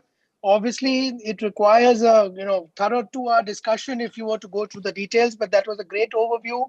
And I'm sure the targets that you have given our family physicians and primary care physicians to attain in our patients and how to go about it to attain that will be served well to the community. We have a little change in the program. Vishwanath Billa has expressed his desire to talk a little early due to some work that's come up. So, Sarah, please load his slides. Dr. Vishwanath Billa, you're well aware, is a senior nephrologist from the city of Mumbai. He trained at University of Missouri and University of Toronto. Pretty much, I followed his path. He's been a path breaker in multiple ways. He was the one who started the Apex kidney dialysis chain along with some of our colleagues in Mumbai. This chain is doing great work all over the country. But more recently, his work is appreciated for the Apex Academia. This is where he's been organizing excellent CMEs for nephrologists and trainee students in nephrology, where international speakers are coming to India year after year and giving us the opportunity to get a cream of international speakers in Mumbai. So frankly, we don't have to travel abroad for a conference anymore. Vishwanath Billa also runs the Apex Foundation along with his colleagues, where they also do great work in preventive nephrology. Vishwanath has given this talk, which was actually an eye-opener for me in one of our conferences, where he spoke about how to prevent a subsequent stone from forming again and again. And I think this issue has not been discussed too much. Very often, I see that patients who come to us in chronic kidney disease have had multiple episodes of renal stones, and stone surgeries are done, but no effort has gone in trying to identify what the stone was or metabolically try and prevent multiple stones from forming. And I think particularly when we see patients from the stone belt, as it is called, like say dry areas of Gujarat and Rajasthan and interior Maharashtra, you feel sad that most of these stones could have been prevented and chronic kidney disease arising out of these stones could have been prevented. So I now request Vishwanath to share his views in preventing kidney stones and give us practical points on how this can be attained in the clinic of a family physician or primary care person. Thank you.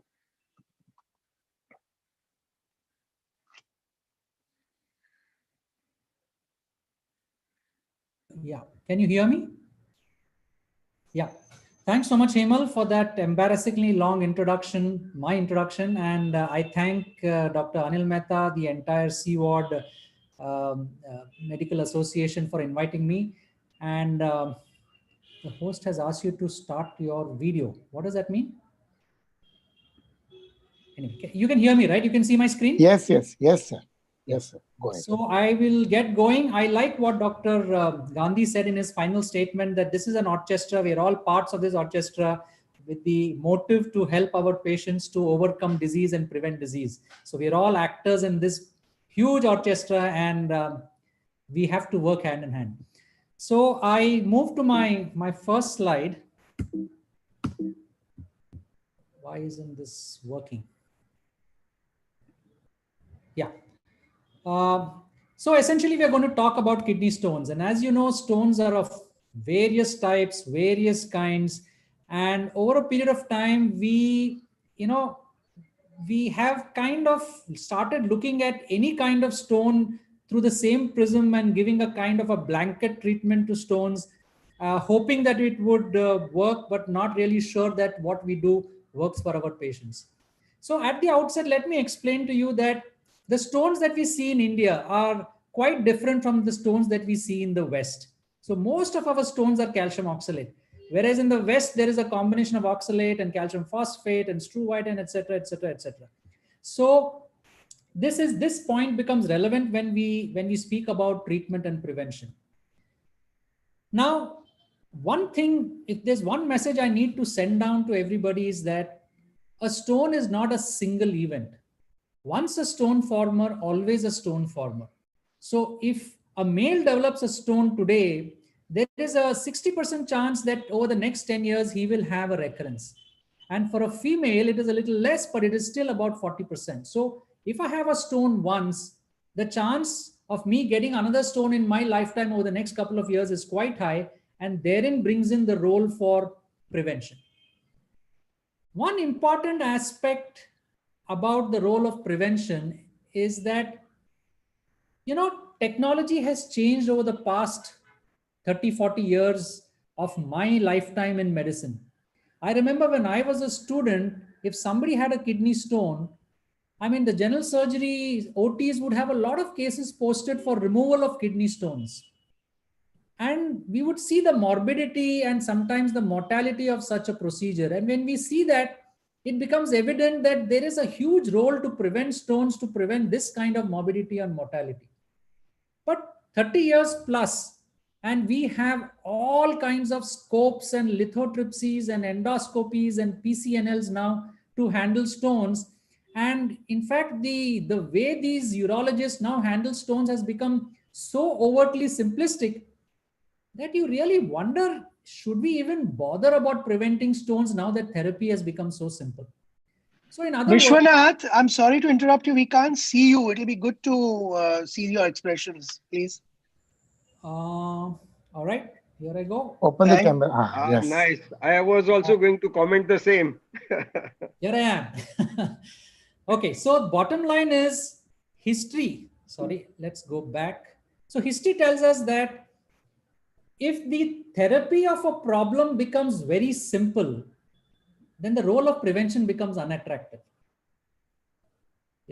So, however, as nephrologists and not as urologists, what we believe is that every stone that a patient has leaves a scar. And therefore, these added scars over a period of time does lead to renal dysfunction. A stone is a recurrent problem. And whatever said and done, however simple these urology procedures may seem, they are not cheap. And when you throw in all these factors into the management of stone, we believe as nephrologists that there is a role for prevention. So to prevent a stone, you need to first know that the patient in front of you, what is the kind of stone he has. As I said earlier, no two stones are the same. There are tons of stones, there is tons of chemicals that these stones are made up of. And therefore, to know how to prevent something, you need to know what is your enemy.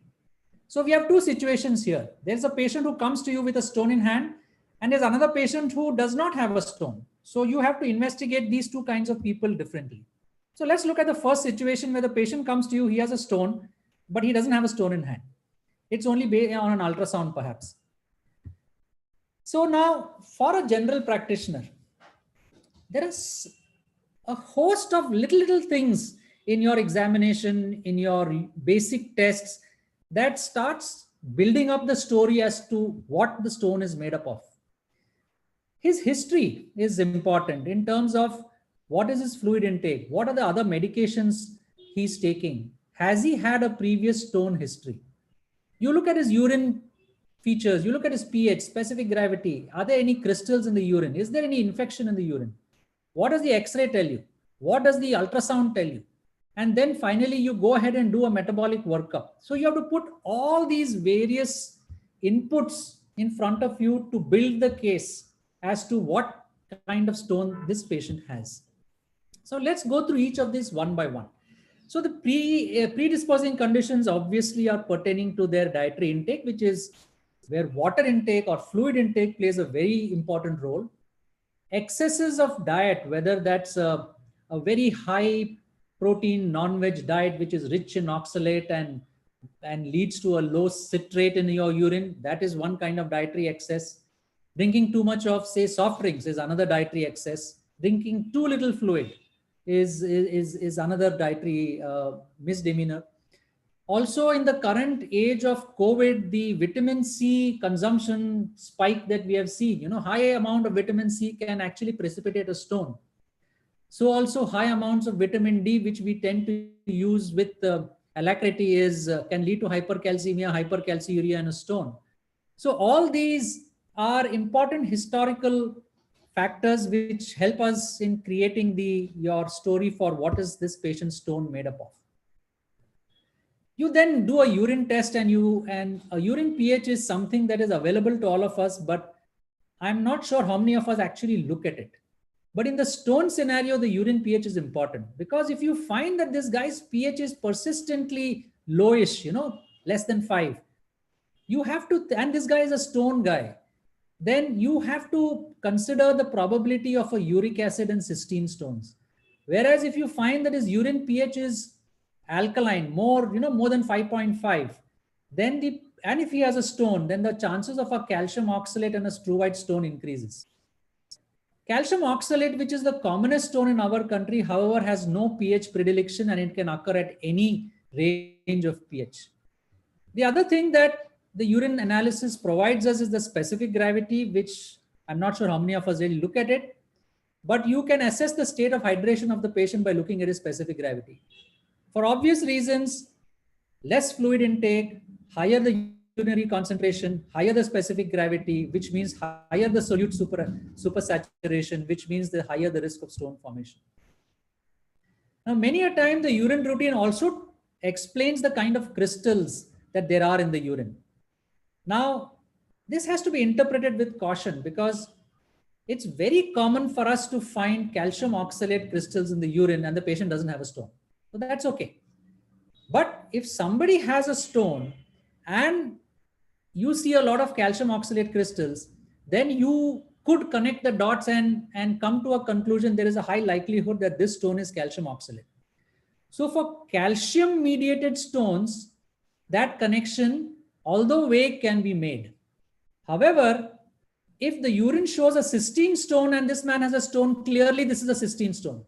Whereas if the patient has a triple phosphate stone and he has a stone on an ultrasound, clearly it's a triple phosphate stone. So the connection between urine crystals and the kind of stone he has is very, very clear for a non-calcium stone. Whereas for a calcium stone, there could be crystals without a stone, and there could be crystals with a stone as well. So if you see a non-calcium stone in the urine, your antenna should go up and look for a stone and you know what that stone is made up of. The next one is a true white stone. All of you have seen these staghorn calculi. These are big stones sitting in the pelvis, penetrating through the calyces into the PU junction, sometimes into the ureter, increasing in size over time. All these are infection-related stones. So a person with a stone, and each time you do a stone, there is a urine culture that is positive, and it's a large stone. This has to be a true white stone. A staghorn stone, which is a true white stone, is an infection-related stone. And just by looking at it radiologically, you can make a diagnosis and say, this is a stag, this is true white, this is ammonium magnesium phosphate, and his culture will be positive. So X-ray is very good for screening. It detects radio-opaque stones, all kinds of calcium stones it picks up, true white and cysteine stones also it picks up, but unfortunately it doesn't pick up uric acid stones. Also, X-ray has limitations, small stones, if the stone is overlaid on a bone, all these are situations the stones can't be picked up. And obviously an X-ray doesn't pick up obstruction. That is where the role of a CT scan comes up. So a CT is, as you know, stronger, more potent, more specific, more sensitive than an X-ray to identify a stone. But the value of a CT goes far beyond that. As you know, in a CT, what is red in terms of the opacity is the Hounsfield units. Now, when you use these Hounsfield units for stones, you can actually look at the Hounsfield unit and say, this is most likely to be a calcium stone, this is most likely to be a uric acid stone, and so on and so forth. So calcium containing stones, whether they are calcium oxalate or calcium phosphate, have a very high Hounsfield unit. They're usually over 500 Hounsfield units, but the uric acid stones are much lesser. Cysteine stones are much lesser. So you could see a CT scan and with some degree of confidence, without a stone in hand, you can actually make a diagnosis and distinguish between a calcium stone and a non-calcium stone. And the last bit is the metabolic workup. What the metabolic workup constitutes, I will come to later, but a metabolic workup is an extensive investigation which obviously can't be done in everybody, but there are some situations where you would want to do a metabolic workup, and how to interpret this I will come to later. So those who have recurrent stones and those who are at high risk for morbidity and mortality, even if it is the first stone, are those who warrant a metabolic workup. So who are those high risk guys? Recurrent stones, chronic diarrheas, osteoporotic patients, infirm patients, single kidneys, transplant kidneys, those that are already having kidney failure, those having anatomical abnormalities. All these are high risk patients to develop a stone, and therefore they warrant a metabolic workup. If a stone is made up of cysteine, uric acid, or strowite, clearly, I mean non-calcium stones, they warrant a metabolic workup. Kids with stones warrant a metabolic workup because it's not common for kids to have stones. And what does it entail? It entails certain routine blood tests with a parathyroid thrown in, and then all your 24-hour tests, which includes your volume, pH, creatinine, sodium, uric acid, calcium, oxalate, citrate, and a qualitative cysteine test. So this is a nutshell for the entire metabolic workup for a stone. As I said, it need not be done in everybody. It's too expensive, too time consuming to do in everybody. And in virtually 90% of the time, this doesn't add anything more to our understanding than what we can identify by other measures. However, it is useful if practiced the way it's supposed to be practiced, that is by looking at this in terms of supersaturation, which I will come to later. So how do you evaluate a 24-hour urine report? So essentially, what is a stone? It is nothing more than a geological artifact of a urine supersaturation condition. So the urine supersaturates and leaves a stone, and that stone is an artifact of the underlying supersaturation situation. So we know all these normal values. So for a calcium, it needs to be less than 250. For a uric acid, less than 800. Oxalate has to be less than 40, and citrate has to be more than 450.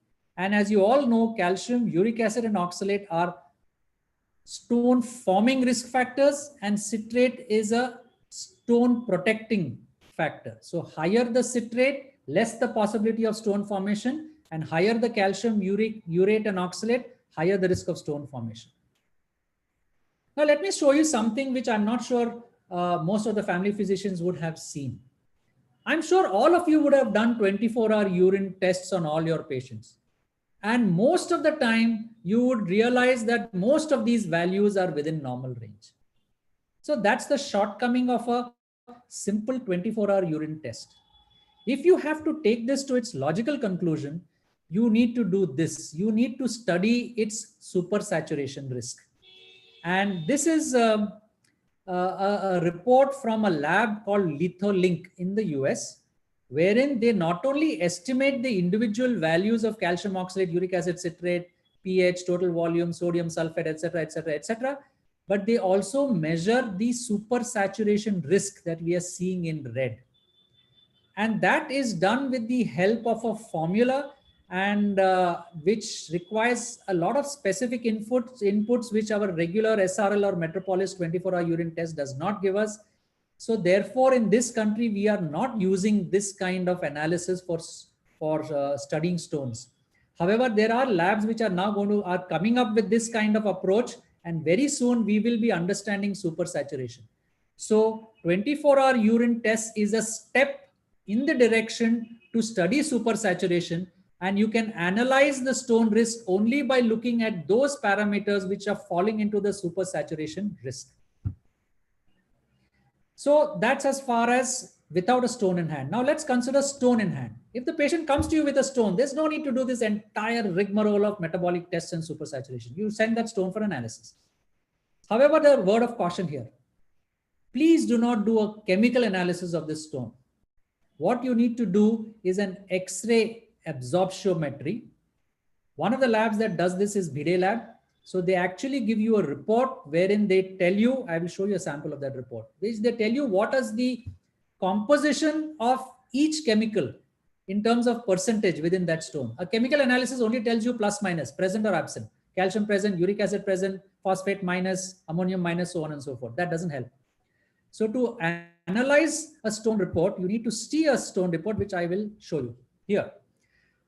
So obviously non-calcium stones, they will be uric acid, or they will be cysteine, or they will be struvite. Clear, no issue. That's simple. But when it comes to calcium stones, we need to know that calcium is not a standalone element in a stone.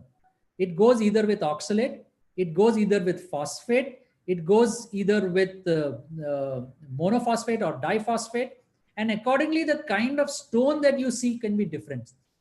Depending on the proportion of oxalate or phosphate within the stone can either be labeled as a calcium oxalate stone or a calcium apatite stone. Remember, both the stones have oxalate and phosphate, but one of them is going to be labeled as calcium oxalate, one of them is going to be labeled as calcium phosphate based upon the percentage of that element within that stone, and this has an implication as far as medical treatment goes. Now, once you know that a certain stone has, say, a certain element, for example, uric acid, the diagnosis doesn't end there. Your next attempt should be to understand what is the underlying cause which is leading to a high uric acid. So for a uric acid stone, you have to think of gout, you have to think of chronic diarrhea. For a struvite stone, you have to think of hypositraturia. You have to think of infections in the urine, and so on and so forth. So the diagnosis of a stone doesn't end with seeing the stone on an ultrasound, doesn't end with doing a 24-hour urine analysis or a stone analysis and saying that there is a uric acid stone or this is a calcium stone.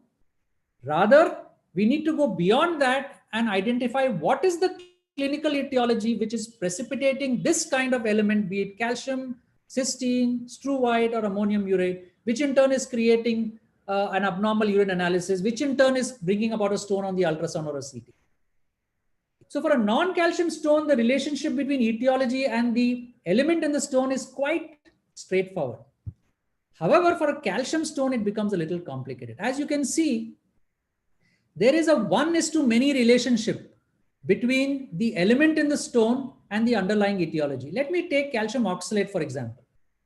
A person who has hypercalciuria or hypositraturia or hyperuricosuria or renal tubular acidosis or hyperparathyroidism or chronic diarrhea can all have a calcium oxalate stone. So also for calcium appetite, so also for brucite, it's a 1:many relationship. Therefore, once we come to a chemical diagnosis of a calcium oxalate stone, we need to come to a medical diagnosis of what is the underlying etiology. Only then is our diagnosis of a stone complete. So we have a radiological diagnosis, we have a chemical diagnosis, and we have an etiological or a medical diagnosis in the diagnosis of a stone.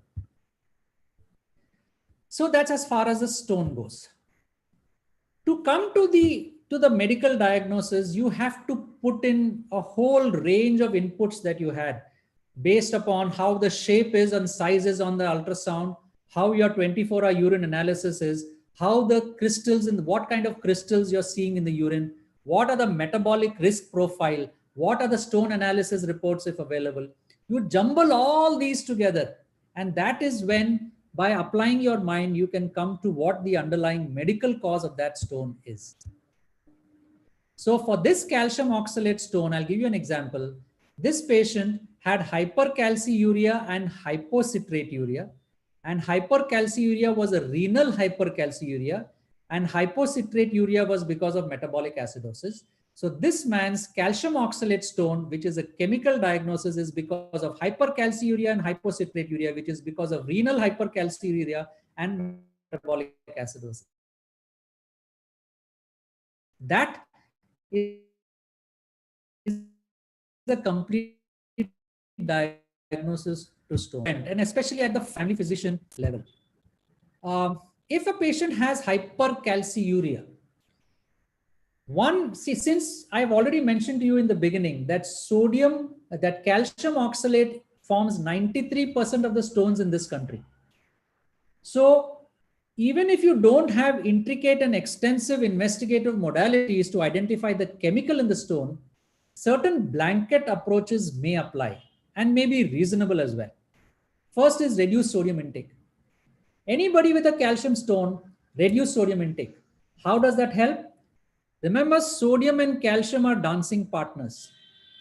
When you reduce sodium intake, you create a certain subtle hypovolemia, which increases reabsorption at the proximal tubule, and sodium and calcium being dancing partners, that reabsorption of sodium increases reabsorption of calcium at the proximal tubule. Therefore, the amount of calcium in the urine becomes less, and the probability of supersaturation of calcium in the urine goes down, and you reduce the incidence of calcium-mediated stones. It's very effective, studied extensively, and there is a role for reducing sodium intake in all our patients with calcium stones. However, how they comply is another story. Second is hydrochlorothiazide. Hydrochlorothiazide does the same thing. It causes hypocalciuria. And by causing hypocalciuria, it reduces urinary calcium supersaturation and hence calcium stone formation. Second risk factor is when, as I told you, citrate is a factor which protects against stone formation. So if you have a low urinary citrate, which can happen in various conditions, you have to supplement citrate. So we already have potassium citrate, Potrate and other kind of formulations that are available to us in liquid and tablet form, which is a good drug to give in patients with a low urinary citrate.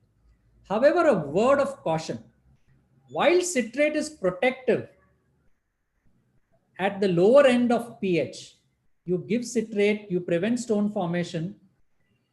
If the pH in the urine goes to more than 6.5, then Potrate can actually precipitate a phosphate stone. So while you treat a patient with Potrate, keep an eye on the urine pH. Don't allow the pH to go to more than 6.5, and if that happens, stop the Potrate. Oxalate, since calcium oxalate is our highest constituent of our stones in our country, all food items which contain oxalate, which I have listed here diagrammatically, need to be limited and if possible avoided. Now there are some patients who say, citrate, why don't I take orange juice? Why don't I take lemon juice instead of taking a Potrate? which is fair, which is a very fair question to ask. Now, the problem with oranges is that if you give oranges, it comes with a lot of sugar, which brings in a lot of calories, and you don't want that in your attempt to prevent stones. Secondly, oranges can also occasionally increase the amount of oxalate in your urine. And therefore, although it provides citrate, the increase in the oxalate can actually become more pro-stone forming rather than anti. Whereas if you come to a lemon is pure citrate. A lemon increases urinary citrate and can actually work very well as portrate. In fact, if you have to, between tablets and lemons, you can take 4 ounces of lemon, put it in 2 liters of water and drink it throughout the day. You are going to have a lot of citrate in the urine and you're going to prevent stones.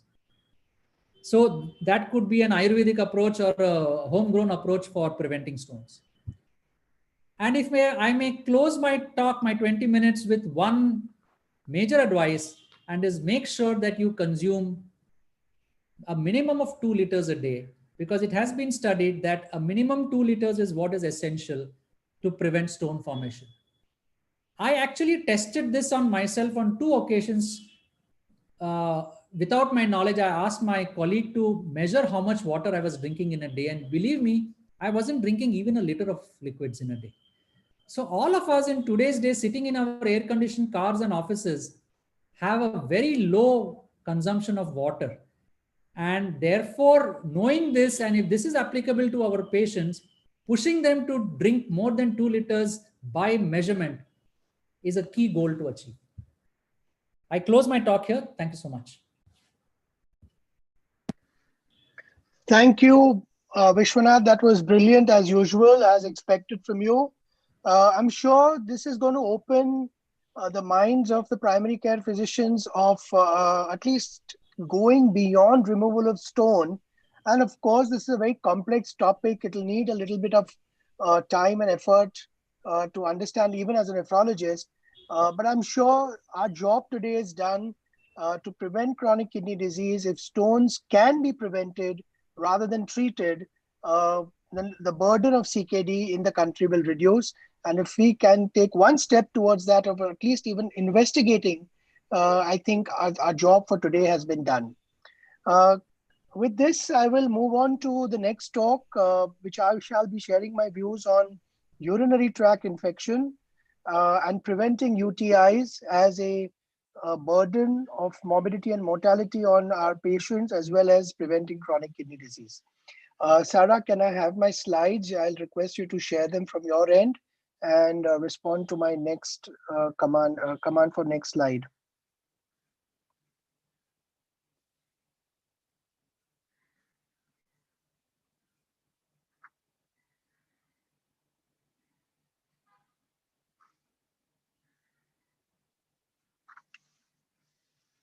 Yeah. So, yeah, can I have my next slide? Okay, so as I would like to take a poll, I would have loved to take a poll, but I shall answer my question here today on my own. This is a 78-year-old female who presented to me with complaints of dysuria. The urine pus cells were in the range of about 15 to 18. And historically, this lady had had multiple such episodes, treated with antibiotics on multiple occasions. And treatment was often repeated without any detailed workup or even documenting the presence of an infection. Now, I had 3 options. This lady's complaints were just dysuria. I could have counseled the patient and urged her to ignore it, or I had the option of investigating in detail and, of course, empirically treating it. So, well, if I would have taken an audience poll, I'm sure there would have been a mixed bag, but my answer is clearly to investigate this patient further. And I'll, over the next 20 minutes, it'll be my endeavor to convince all of you that it is very important to investigate repeated UTIs rather than just giving antibiotics. Next. So why do we need to investigate and henceforth prevent repeated UTIs? This is a commonest infection in the general population, and worldwide documented about 150 million people suffer from UTIs. The majority of the UTIs are in females, and this is primarily because of the anatomical disadvantage that they are born with.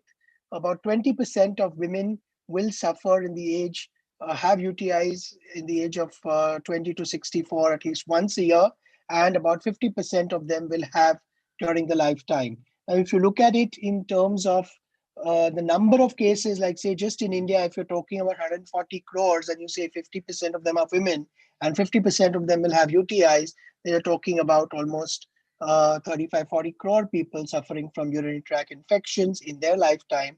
And of course, majority of them having multiple episodes. There is a substantial financial burden of getting repeated UTIs. And of course, I'd like to share my experience of 2020 at the peak of the lockdown, even in March and April. The only requests for admissions that came forth were elderly suffering from urinary tract infections, some of them even going into the ICU for episode of sepsis. So that is the kind of urinary tract infections that we are talking about and the financial burden arising from them. You are all aware of what a course of a 7-day or 10-day course of IV antibiotics would cost when given in an appropriate culture demanding manner.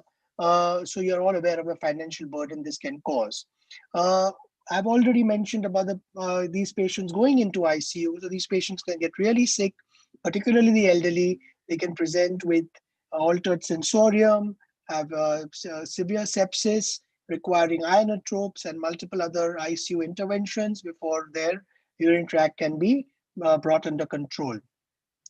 Now, also we must consider that complicated UTIs, because of various reasons, are also very common in our area because of the kind of hygiene that we have, and that leads to repeated urinary tract infections.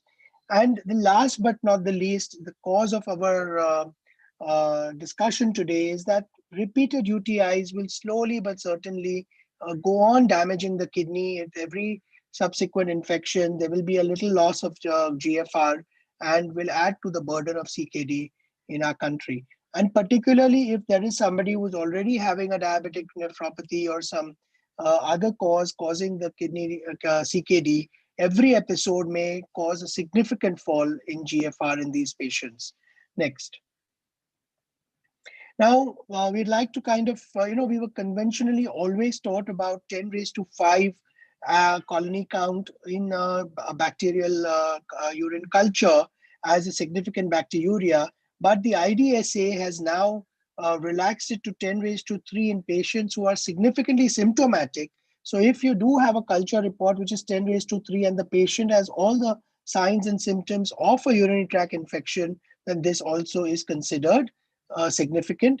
Obviously, the midstream catch, because you don't want any contamination coming from the preputial or vaginal area, which can contaminate the sample and give a report of 10⁵. So if it's a clean midstream sample collected after cleaning the area, then this should not be ignored.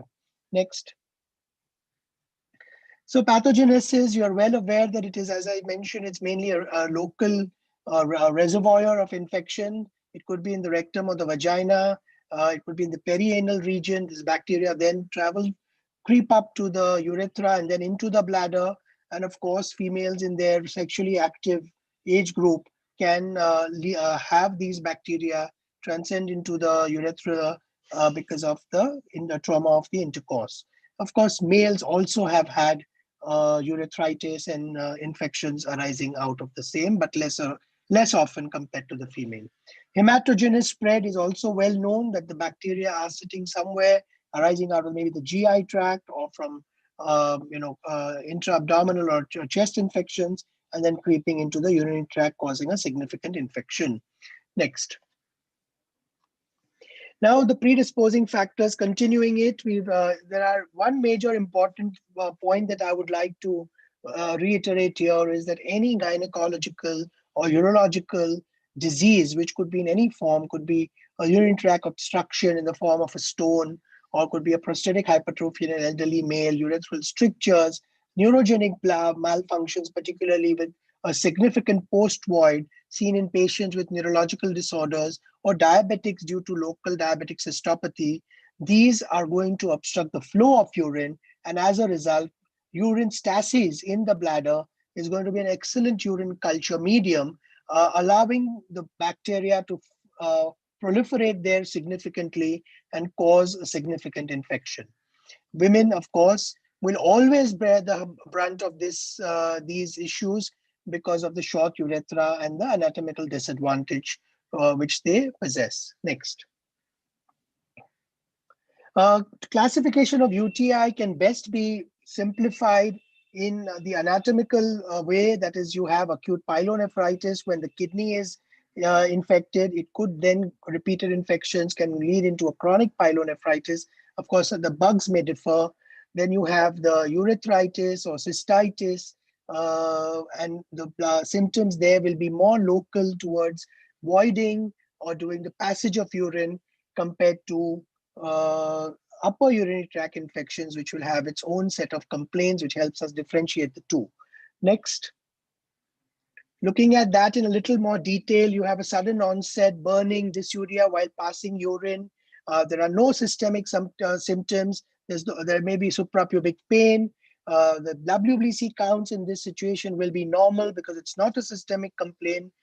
Urine may not have cast when looked at and specifically asked for and looked at thoroughly, and the patient will complain of incontinence, of frequency, and difficulty in even sometimes bedwetting or soiling of the underclothes because of the severe urge to pass urine. Now compare that with pyelonephritis, which is more to do with the upper urinary tract infections. Patients will have a little more gradual presentation. They may or may not have lower urinary tract infections, but they will have fever, which may not be present in lower tract things, but will have fever, chills. Nausea is very common. Vomiting is common. Costophrenic vertebral angle will be tender. On investigations, they will have an elevated WBC, and urine may show WBC CAS. So this very easily you can differentiate clinically whether it's a lower tract or an upper tract, and this will help you decide on how aggressive you want to be in terms of investigating and treating. So do spare a thought about trying to figure out whether a urinary tract infection is limited to the lower bladder and urethra, or it is actually involving the kidney. Next. Again, the other important fact that you want to know, apart from the anatomical, is whether this could be a complicated UTI or an uncomplicated UTI. An uncomplicated UTI usually occurs without any lack of structural or functional abnormalities of the urinary tract. And here the flow of the urine is well maintained. And as a result of that, these patients are at lesser risk of getting recurrent and repeated UTIs. But that needs to be given due thought based on previous history. We are looking at the other profile of the patient, depending on the age or diabetes, suspicion of stones, and all that needs to be looked at before you decide about it clinically. Complicated UTI will be in presence of a predisposing lesion in the urinary tract infection. In pediatric age group, particularly, that needs to be thought about because the patients could be having a vesicourethral reflux or a bladder issue, a congenital bladder abnormalities, and all this needs to be thought of.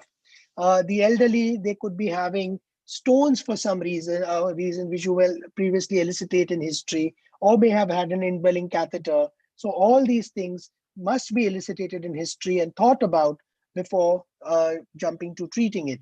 If there is an interference to the flow of urine, our job doesn't end at just diagnosing and treating a UTI, but also to take care of that obstruction to the flow of urine.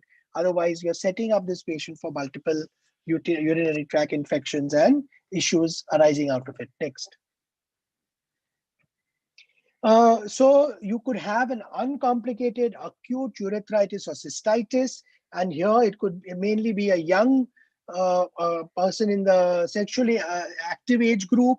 The issues could be typically in the women in the childbearing age groups more likely. And therefore, in this situation, if this does happen, a history with its correlation with sexual activity can give us the answer, and it could be treated without further investigation. But if this is not there, then you are thinking more towards complicated UTI, and therefore things will be done differently. Next. So, sorry, can I have the next slide? Okay. Now, the other thought. So after looking at the anatomical classification, whether there is, and then looking at whether it's complicated or uncomplicated, the next thing that you need to understand from the patient is whether this is recurrent. Recurrent is if the patient has had culture-confirmed UTIs or clinically significant UTIs more than 3 times a year, or at least twice in 6 months. Or think about it if it's a relapse, because within 2 weeks of stopping the earlier treatment for earlier UTI, if the infection comes back, then it could be the same bug which has not been completely cleared, and the same episode of UTI is continuing, and therefore it needs to be thought and done differently. And the last being reinfection, that is after a gap of 1 month, if again the patient suffers from UTI, which could be a different pathogen, then this needs to think, you have to think in that common. So next. The last point here would be to know whether the patient is there is a catheter associated UTI, and you know that the longer you keep a catheter, whether even it's during an hospitalization or if it's a bedridden person at home, the higher the chance of there being UTIs, and those have to be looked at in a different way. Next. So let us spare a moment when a patient walks in with a history of what is suggesting a UTI. Let us think versus whether this could be a pyelonephritis or upper urinary tract infection versus lower, whether the patient is symptomatic or asymptomatic, whether it's complicated or uncomplicated, or is this a first episode versus recurrent episodes, relapse or reinfections. So these 4 points need to be thought about with every patient who walks into your clinic and complains of some symptoms. Next. Now, coming back to the lady that we were talking about, so I decided to investigate her. Next. And this is her sonography report. And a very simple sonography told me that the patient's bladder had 309 mm of urine before, and post-void was 130 remaining back. And unless I took care of this post-void situation, this patient's UTI will never come under control. And in fact, as we'll see later on, you could get more and more critical urinary tract infections. So in this patient, we were not only did we do a culture, give an appropriate antibiotic, but we also did a cystoscopy to figure out why this post-void was so significant. And the patient had a bladder neck obstruction, which was cleared. And then thereafter, the patient's post-void reduced, and the episodes of chronic repeated urinary tract infections were stopped. Next. So when such a patient comes to me, I think of 4 things. And I think this is something which I want all of you to even note down if possible, but at least inculcate into your practice. That first, think about the bugs. So is this a super bug? And think beyond bacteria. So could it be a fungus or a TB or some other bug, which is, you need to go beyond giving just a septum or a ciprofloxacin, which we normally do. So think about the bugs. It could be what is known as an ESBL producing bug, wherein you do need a different kind of approach, maybe even intravenous antibiotics. So is it a superbug? A thought needs to be given for that. Next is drugs. Has the patient been given an appropriate antibiotic? You could look at the previous culture reports and correlate it with the antibiotics that have been prescribed to the patient or the patient has been taking with consultation of another doctor. So look at that. And sometimes the answer will be that you have not given an adequate antibiotic for an adequate period of time. So appropriate treatment could just resolve the issue. Another thing which I very commonly find is that if the patient's immunity is affected due to various reasons, including uncontrolled blood sugars, then this patient's infection will come under control but will never get cleared, and there'll be a cyclical repetition of urinary tract infection. And last but not the least, as I already demonstrated in the first case that I discussed, urological and gynec issues must be looked at. Otherwise, you're going to be giving a half cure and just setting up the patient for a subsequent second infection, which could be far worse. Next. So culture. I see a resistance at the level of our patients to do a culture because it's expensive. Second thing is it takes time. It comes after 3 or 4 days, and the patient sometimes demand a quick fix, which we are very eager to provide them if the patient is pushy. So that is something which we need to resist ourselves with, but please do a culture. And we'll see in some of the examples that I have in my talk, how a culture report can be misguiding if it is not only not done, but it also if it is done in a poor way. Now, doing an ideal culture report must have the MIC values, as I will show you subsequently. Next. So all that glitters is not gold. And now here is another patient who was repeatedly being treated for a urinary tract infection and ultimately got admitted.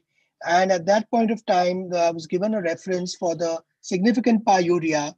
And the patient was on 3rd generation cephalosporins, being given adequate antibiotic cover.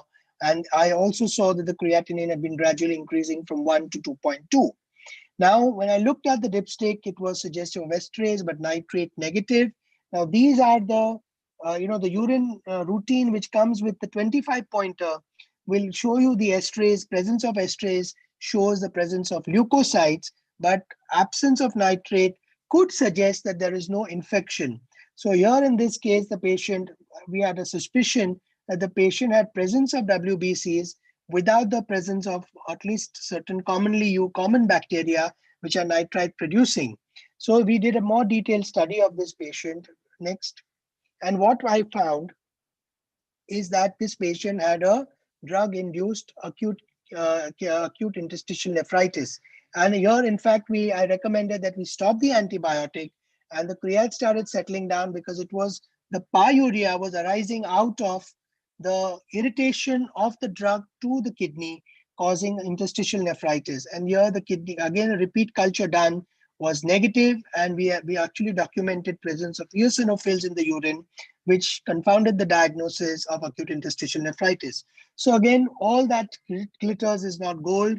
If all pyuria is not UTI, so do resist from looking at pus cells and jumping to the conclusion of UTI and prescribing antibiotics. Next. Now, here this is another case that I had an opportunity to co-manage, and there were multiple cultures negative, but presence of pyuria, presence of fever, patient had lost weight, and here, in fact, the diagnosis was beyond bacterial UTI. We looked at other causes of urinary tract infection. Next. And in this patient, we sent the AFB suspecting renal tuberculosis, but that also came negative. And I was able to convince the patient and the physician managing to do a HRCT. Next. And what we found is that the patient had signs in the chest suggestive of bronchiectasis. This patient was then subsequently referred to a chest physician. We did a BAL. We proved that it was tuberculosis, and then the patient was treated with 4-drug AKT for 9 months, and that brought about complete resolution of the kidney symptoms as well. So sometimes we have to dig deeper, and you have to resist restricting our diagnosis to just bacterial UTI, because it could be something else which is being missed. Next. Now, another patient, an 83-year-old male, again referred for recurrent UTI in the last 6 months. He had 9 urine reports, but no culture reports. And of course, he had multiple courses of antibiotics. And here too, my approach remained the same, looking for a superbug, looking for the drugs that were given in the last 6 months, and also looking for any urological issue. Next. And here in this patient, looking at this urine culture report, which I was handed over for the 2 months back, and this patient, as you can see, norfloxacin and ofloxacin was intermediate, and he had had repeated such episodes of the same. And so obviously the treatment was going to fail. So not only did we go by the fresh culture report, and the fresh culture report unfortunately was sensitive only to cholesterol.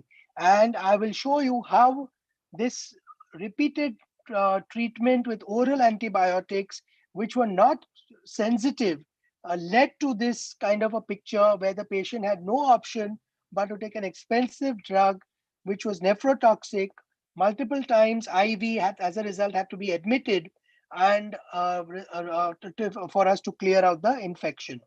Next. Next.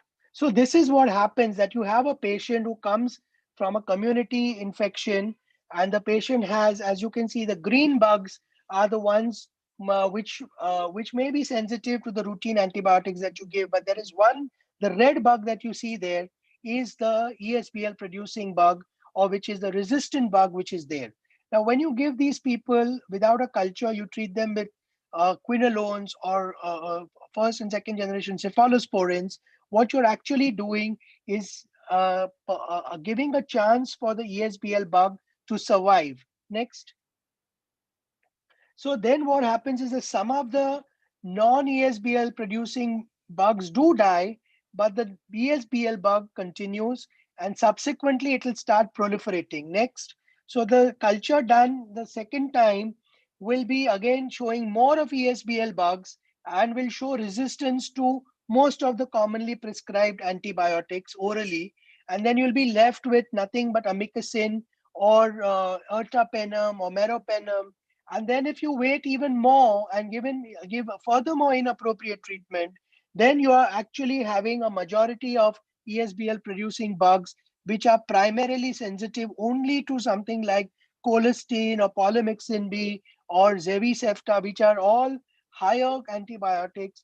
And then at this point, because the bugs are quite strong and the patient has had multiple episodes, the patient will also be very sick, and the patient is going to land up in hospital, a long course, maybe even in the ICU, and land up with an expensive admission, simply because we did not adequately identify the bug which was there initially, and we gave antibiotics which are intermediate, or we did not give an appropriately strong antibiotic for an appropriately long period, which led to this disastrous downstream event over the period of next 3 to 4 months. Next. Now, one important thing that I'd like to do is, here I say, मैं culture के ऊपर हाथ रख के कसम खाता हूँ, मैं सौगंध खाता हूँ कि मैं culture से ही जाऊंगा, just like you see in the movies in the Gita. So that is what I'm trying to inculcate a habit here, because here you see that on the second page, so of course you have the culture report wherein you have sensitive and resistant, but there are certain labs, I still see some reports of certain labs which only give that sensitive and resistant report. But that is not a proper way of doing it. MIC values are absolutely required, because as you can see, you want an antibiotic which is as close to zero, because that is going to be the minimum inhibitory concentration. And you want an antibiotic which is closer to zero and not something which is more than 4 or more than, like for example, in this you have meropenem, which is less than 0.25, so it will very effectively clear the infection. But if you look at piperacillin tazobactam, it is sensitive, but the MIC value is 4. So you may be actually doing what I showed in the previous slide, positively selecting an ESBL producing bug and creating subsequently a bug which is not even meropenem sensitive. So don't look at a lab which is giving you sensitive, resistant, and intermediate. Those days are gone. You must have the lab give an MIC value. And very often you will see that a good MIC value is only an injectable drug. Sometimes sitting in your clinic, you may have to convince the doctor or the patient that you do need the IV, and then it can be given either in your clinic, or it can be given as a daycare or a emergency room admission in a major hospital, or people, nurses or compounders going home and giving an IV drip. So this is very, very important. Now look at the second page of the culture report, and here you can see that there are certain things mentioned about the colony count, and there are other reports, like say for example, the Bridger hospitals will give us the kind of resistance pattern which the bug is showing. So there will be information regarding the resistant pattern seen, and that tells you further that though the MIC value may be significantly low and it may be sensitive, but there may be a carbapinase producing bug or something wherein meropenem also may not be useful. So looking at a culture report in a detailed way will be far helpful in critical cases. But in every case, please do look at the MIC value and then only choose the antibiotics. Next.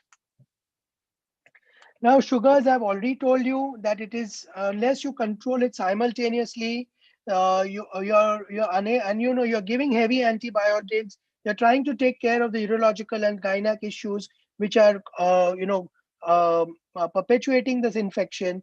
But at the same time, if the sugars are not controlled, or the patient doesn't have an adequate diet which will give a better immunity, look at multivitamins, look at vitamin D and all the other things that can be boosted up in order to maintain a good immunity, and particularly in the elderly we are talking about, and do it all simultaneously. So then ultimately you have to hand over once you've given a heavy antibiotic, the immunity of the body has to take over to prevent subsequent aggressive episodes. So this needs to be looked at very aggressively too.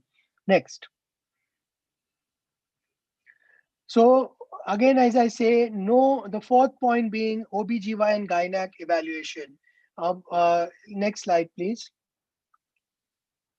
So here is an 85-year-old female who had frequent courses of antibiotic during the lockdown, and they were culture appropriate. So we had multiple cultures which were there. We also gave IV antibiotics at home, but the patient was not very keen to come to any medical center to get a sonography done, and or come to even a hospital, and because of the lockdown and fear of COVID, which I unfortunately had to give into.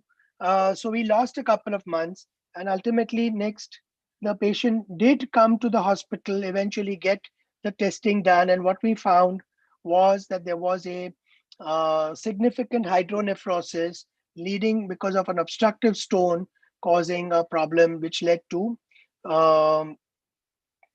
sorry, this is not of this patient, but this patient had a significant obstructive stone which led to the repeated UTI, and we had to take care of the stone, and thereafter the urinary tract infections settled down. Now, as far as this patient is concerned, as you can see, the patient had a urinary bladder retention, which was treated along with appropriate antibiotics, with bladder detrusor muscle medicines for strengthening the detrusor muscle, and an alpha blocker to improve the flow from the bladder. Next. So again, the point being that unless you look for a urological issue and correct it simultaneously, you're not doing a service to the patient. And this is what it was, the neurogenic bladder, which needed to be given proper attention. Next. This is the stone that I was telling you about, and here we had a perinephric fat stranding, suggesting a pyelonephritis. This patient actually agreed to come in and get the surgery done because the creatinine went from 1.3, 1.4 to 3.3 because it was a single functioning kidney with obstruction. But the primary reason why we did all this was to end the repeated UTIs that the patient had in the previous 6 months to this procedure. Next.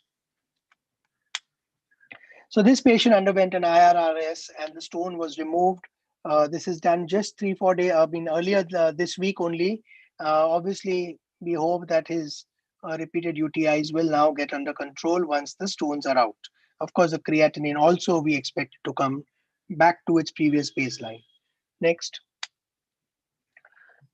So this is another patient where we found a significant post-void. So more and more saying the same thing, that we have multiple reasons to believe that unless you take care of all 4 points, urinary tract infections are going to keep coming back and going to cause not only significant admissions, but also worsening of kidney function. Next. So my take-home message is that think about the bugs. So you need to do cultures. Culture should be done at a laboratory which gives you MIC values and not just resistant, sensitive, and intermediate data. Do not fear choosing an appropriate antibiotic, even if it's an intravenous one. We are all there to help you. We can discuss, and you can continue giving the antibiotics in your clinic. If a patient may not be admitted if patient is not sick. Look at sugars. Do not do the job of only giving antibiotics, but do follow the patient in the next week, 10 days, so that the sugars are well controlled. And there must be a follow-up urological and gynecological checkup done to make sure that this is the last episode and the patient doesn't keep coming back again and again with the same complaints. Next. So then comes the next point of once you've treated the patient, you need to then give them a chance of preventing the subsequent infections. And here we talk about adequate fluids if the cardiac function is good. And please make sure that flushing, passing good amount of urine and flushing the system well is a good preventer of UTI. And particularly in the young and the sexually active, just extra water, pericoital, good urine flow will be the best way to prevent repeated infections. Urinary alkalizers, I think Vishwanath has already dealt with it, but they do prevent the nitrile producing bugs, and that can be given, and it may have to be taken over an extra long, like maybe 3 months, 6 months, till the complete repeated episodes die down. Cranberry juice supplements have been popular. They do prevent the bugs from getting attached to the urothelium, and I do use them, but of course there is limited evidence to it, but in select cases they have been very useful. And last but not the least, following up with an aggressive course of antibiotic with chemoprophylaxis, which goes on for another 3 to 6 weeks, is the way to follow it up. So this is what my thoughts were, and I'm happy to now move on to the next session, which will be by a very dear friend and a brother to me, Dr. Bhavesh Vora. He's done his DNB medicine at Jaslok Hospital, and thereafter he did his international training at the Manchester Royal Infirmary. He's been practicing in South and Central Mumbai for the last more than couple of decades. And all of you who've ever admitted a patient in Asianart will remember that Dr. Vora took care of all these cardio-renal patients there. And he's, of course, now at the Breach Candy Hospital and the Sir H.N. Reliance Hospital, apart from the Sushruta Hospital. And he also is associated with us in Amar Gandhi Foundation as a treasurer. So he's the money bags. Without his agreement, no programs go ahead. And with this brief introduction, I present to you Bhavesh Vora to give his thoughts on how drugs can prevent chronic kidney disease. Am I audible? Emal, thank you for that nice introduction, Doctor. All the C-ward doctors and the eminent doctors and all my dear friends, thank you very much for giving me this opportunity to share my my views on the drugs and the kidney and the interaction related to that. Next slide, please. Sarah, can you do the job? Thank you. 16-year-old male. I am going to go case-based assessment and just try to draw some clinical pearls from that given situation. So a 16-year-old male with acute gastroenteritis was initially treated with ofloxacillin and tinidazole combination, did not respond, and hence was received gentamicin injections 80 milligram twice a day. And he presented after a couple of days of this treatment with giddiness, low blood pressure, systolic BP was 80 systolic, and he was extremely dehydrated.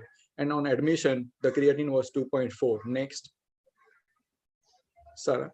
So the problem here is aminoglycoside toxicity, which can occur more often in presence of dehydration.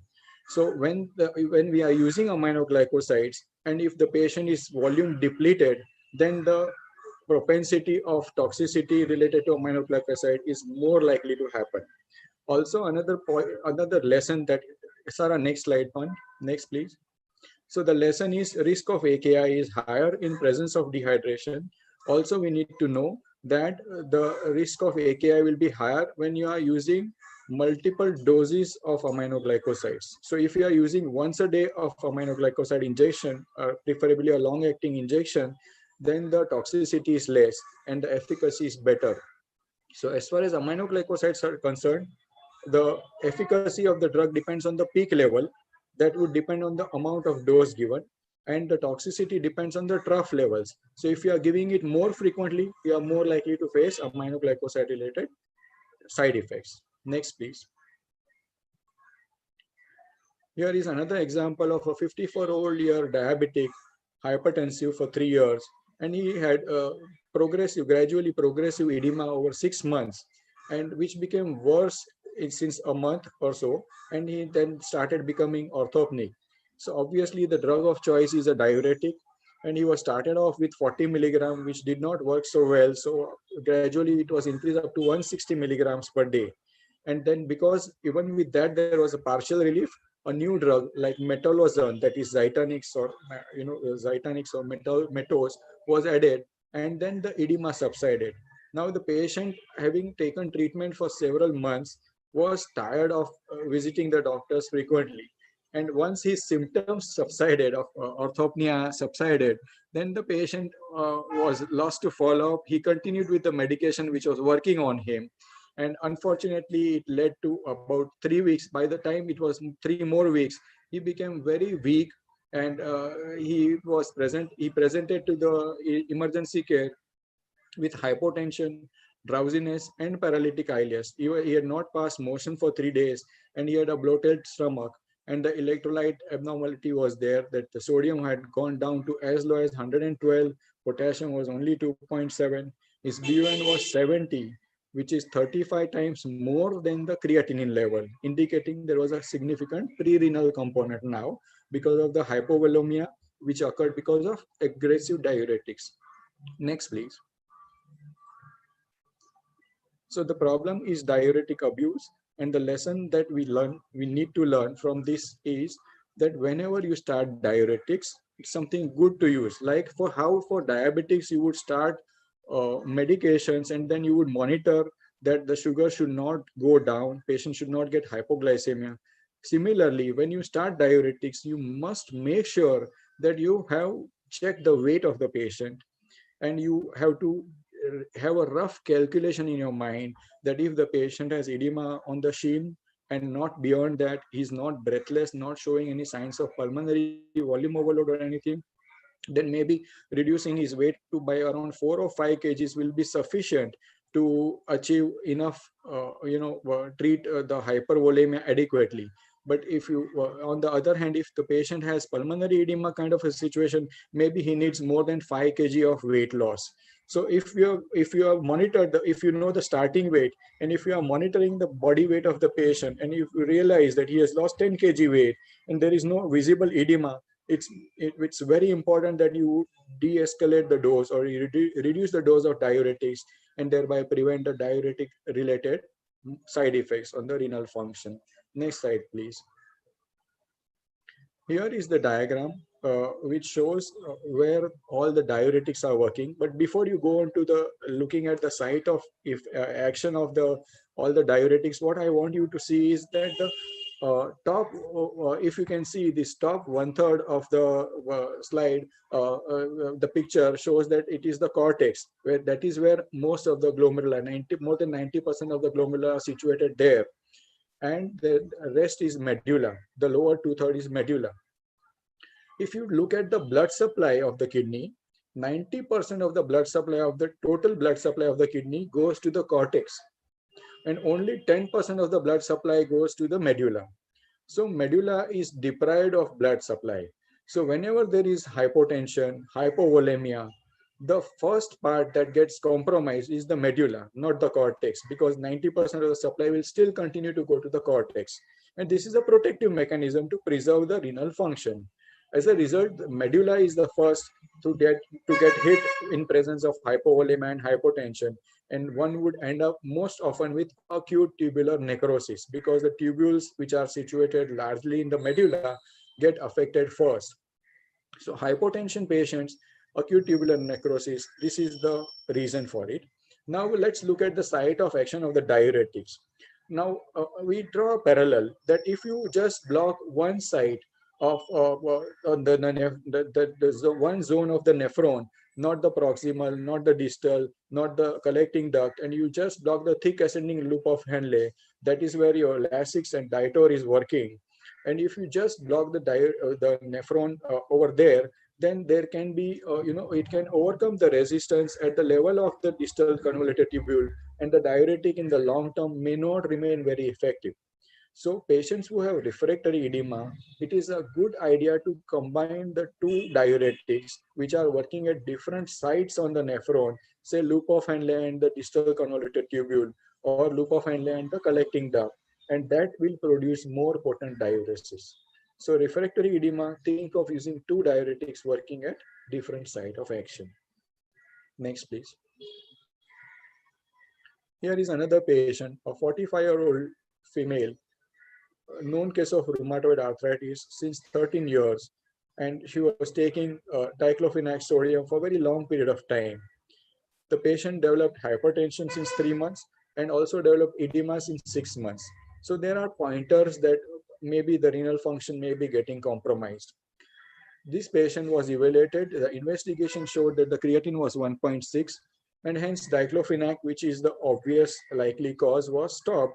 But unfortunately, it was replaced by etoricoxib, which is a new, relatively that time it was a relatively newer NSAID with lot of safety profile, which was highlighted by the pharma promotions, but that safety was more for the GI tract and not for the kidneys. And as a result, after a few months, the patient's creatinine mounted further to 3 milligrams. And here the problem was analgesic nephropathy. Next, please. So the lesson is avoid NSAIDs, especially in high-risk group like diabetics, hypertensive, elderlies, or those who already have a pre-existing kidney disease. Next, please. So I would request all of you to have a copy of this slide in your clinic, and for your ready reference, that you must avoid all the NSAIDs, which would include diclo, aceclofenac, ibuprofen, indomethacin, nimesulide, coxibs, piroxicam, lornoxicam, mefenamic acid, naproxen. All these NSAIDs can harm the kidneys. Aminoglycosides I already covered. Metformin, Dr. Gandhi already mentioned that GFR, if is less than 30, you avoid. But if GFR is more than 30, then it is very useful drug in controlling the diabetes, because controlling the insulin resistance. So it's a very good drug to use, but you will need to be cautious, and maybe you need to down titrate the dose once you see that the GFR is less than 50. All the contrast media for the CT scan and gadolinium can also be harmful to the kidneys. We'll cover it in the next slide, subsequent slides. So what I want you to remember is not what to avoid, but also take care of the patient's pain by giving them the safe painkillers.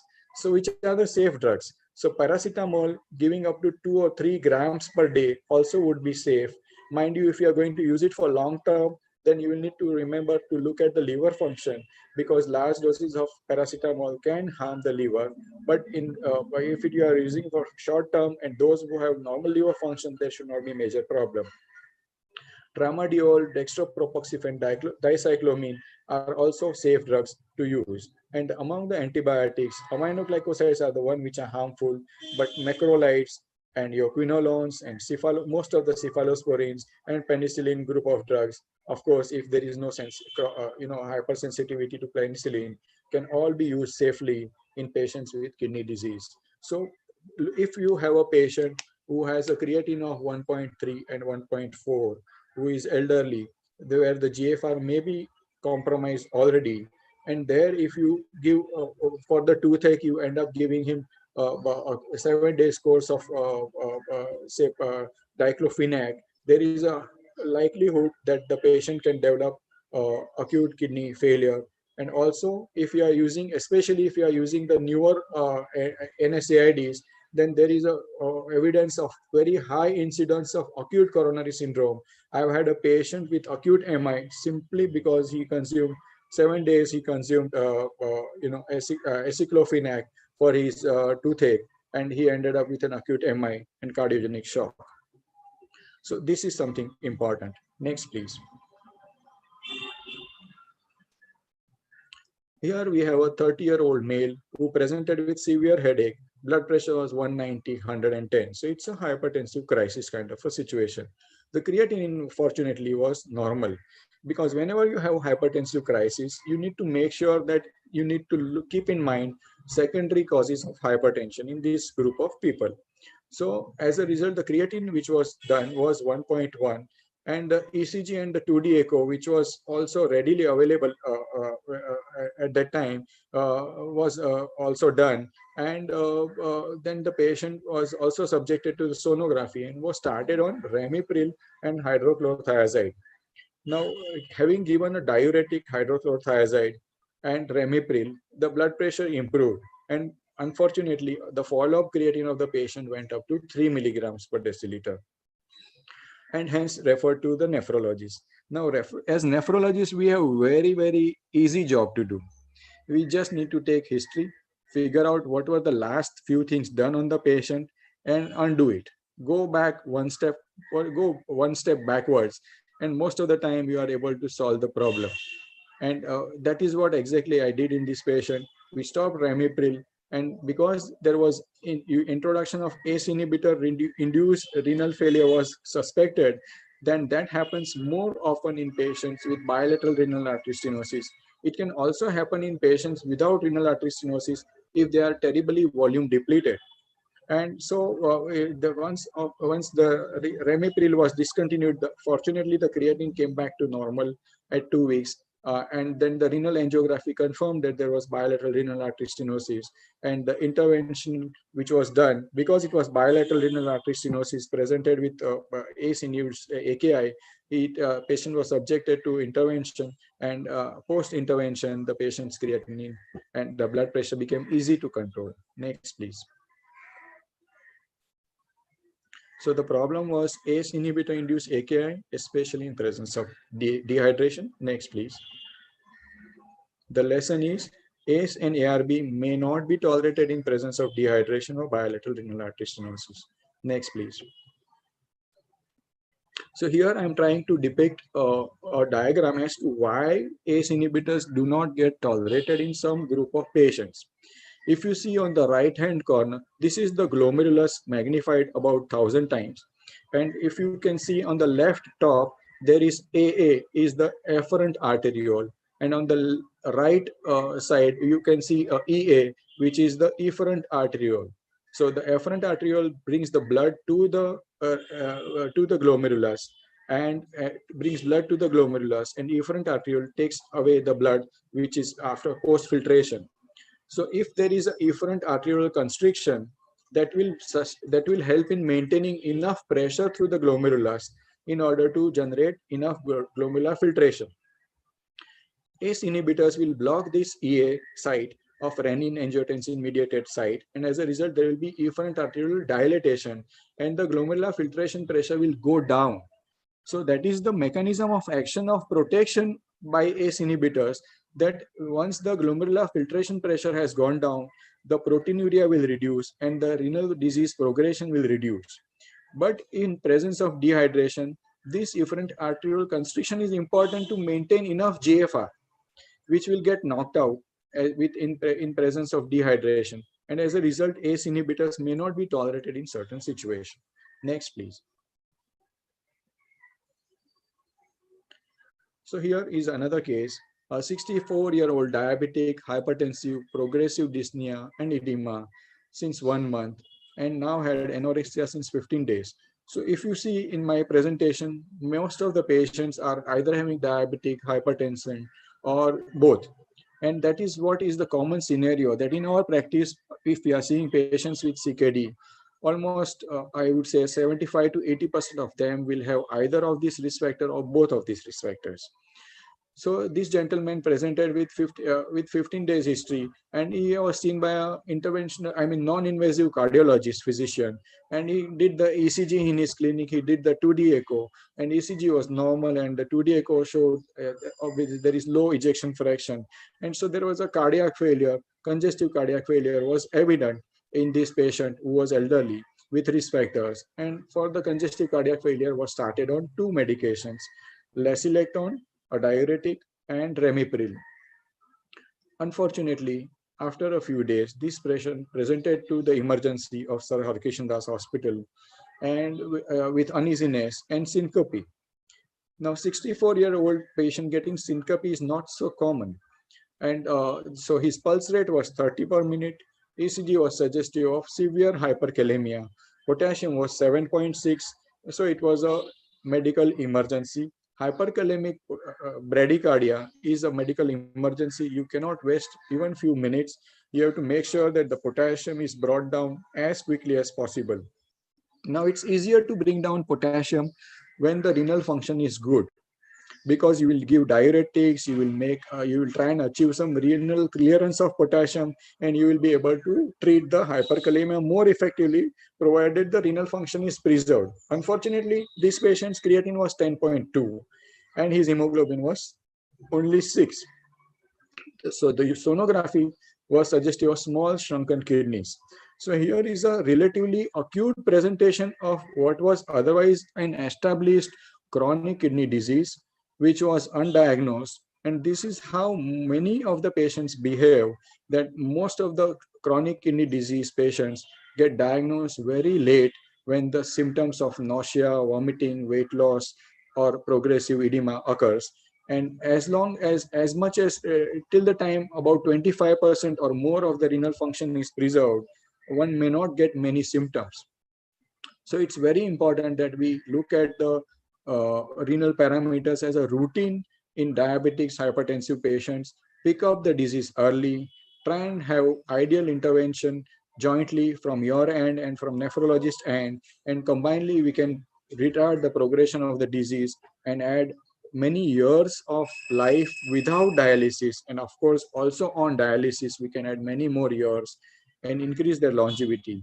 Mind you, 1 year on dialysis would cost approximately 2.5 to 3 lakh rupees nowadays per year.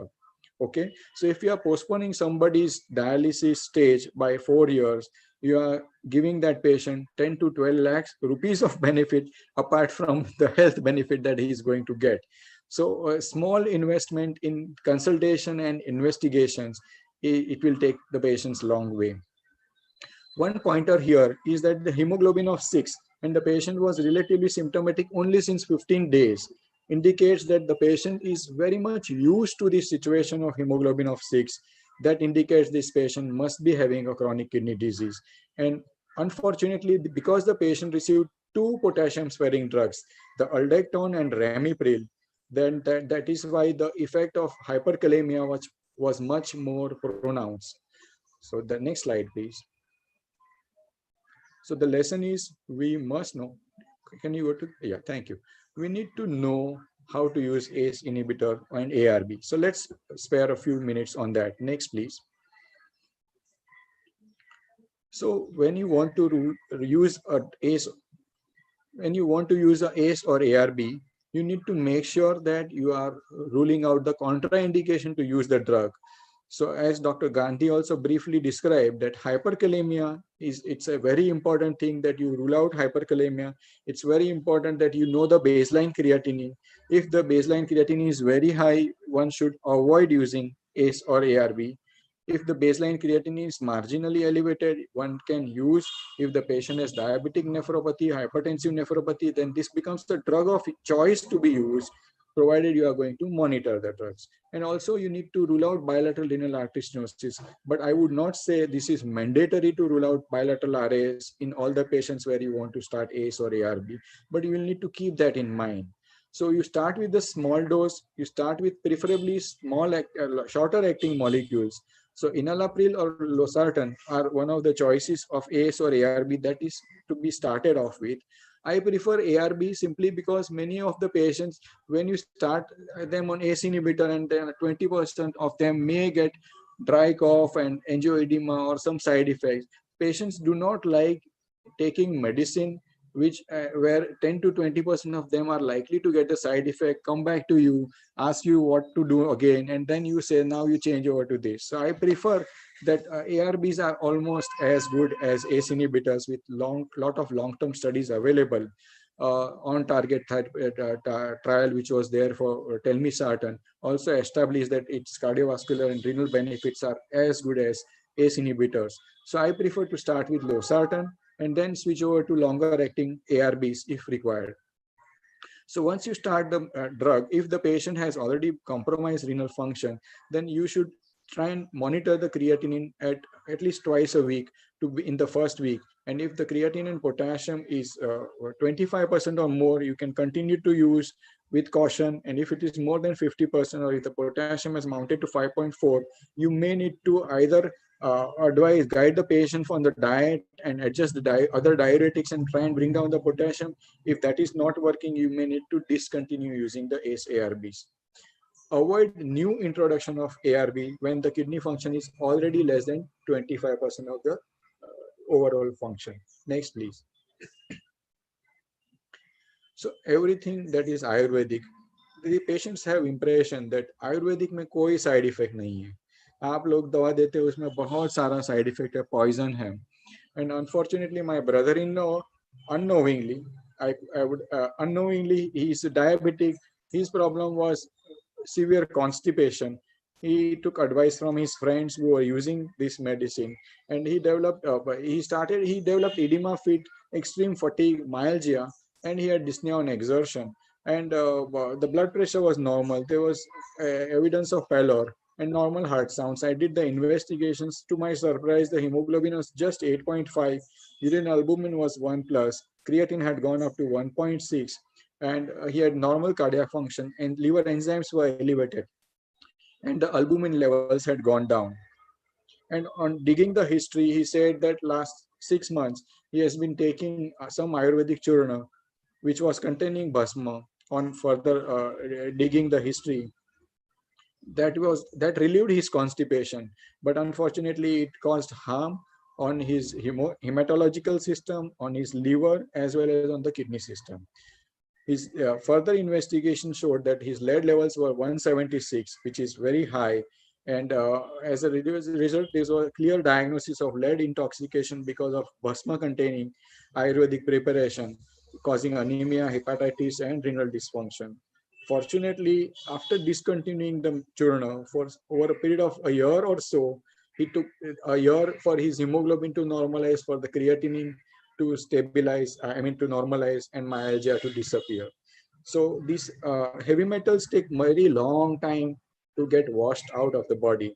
So one needs to be cautious while using these preparations. Next, please. Next, please.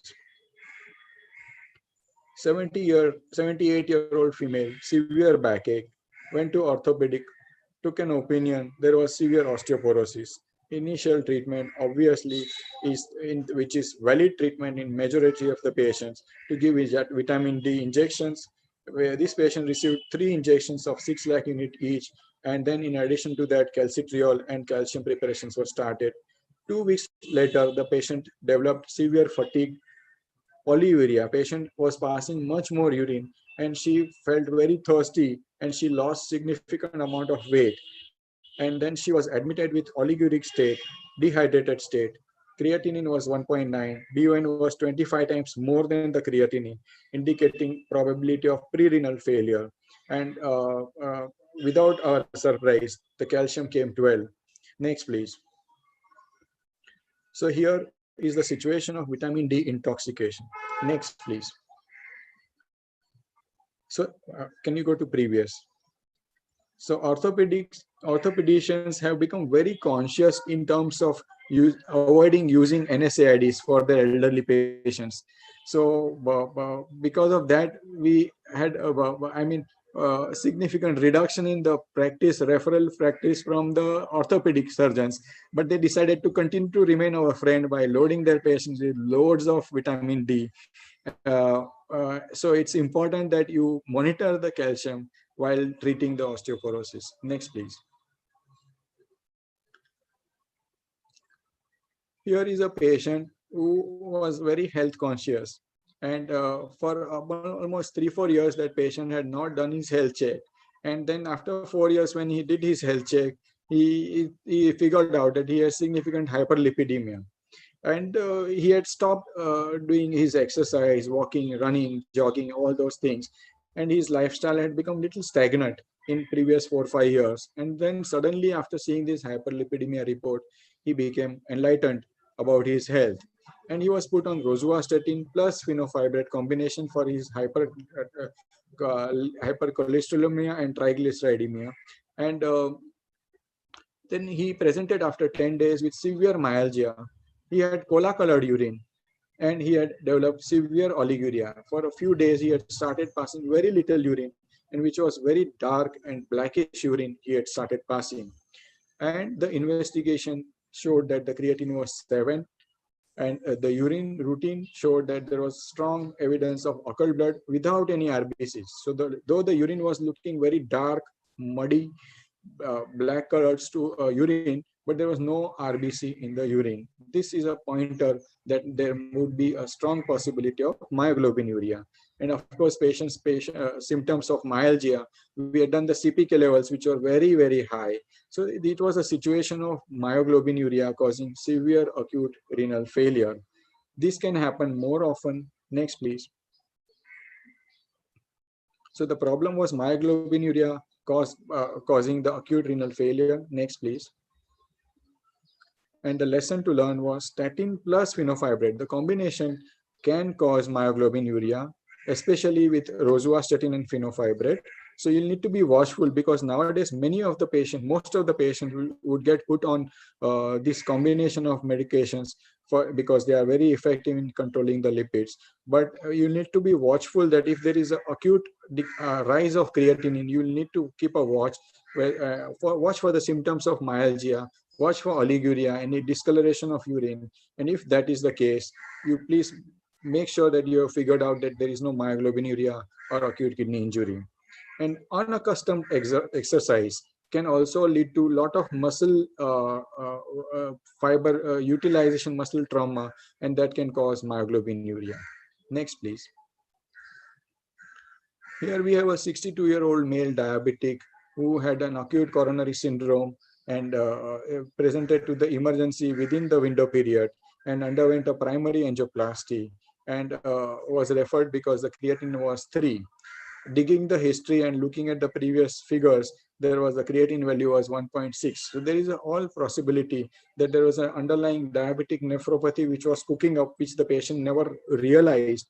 And with this presentation, because of the cardiogenic shock and AKI, acute MI, and the contrast procedure, that the patient's creatinine has gone up. These are the initial conclusions. Next, please. So the problem probably is contrast-induced nephrotoxicity. What we need to learn is that these are the situations where there is a life-threatening procedure being done. So there is no question of nephrologists denying the use of contrast to do a procedure which is life-saving.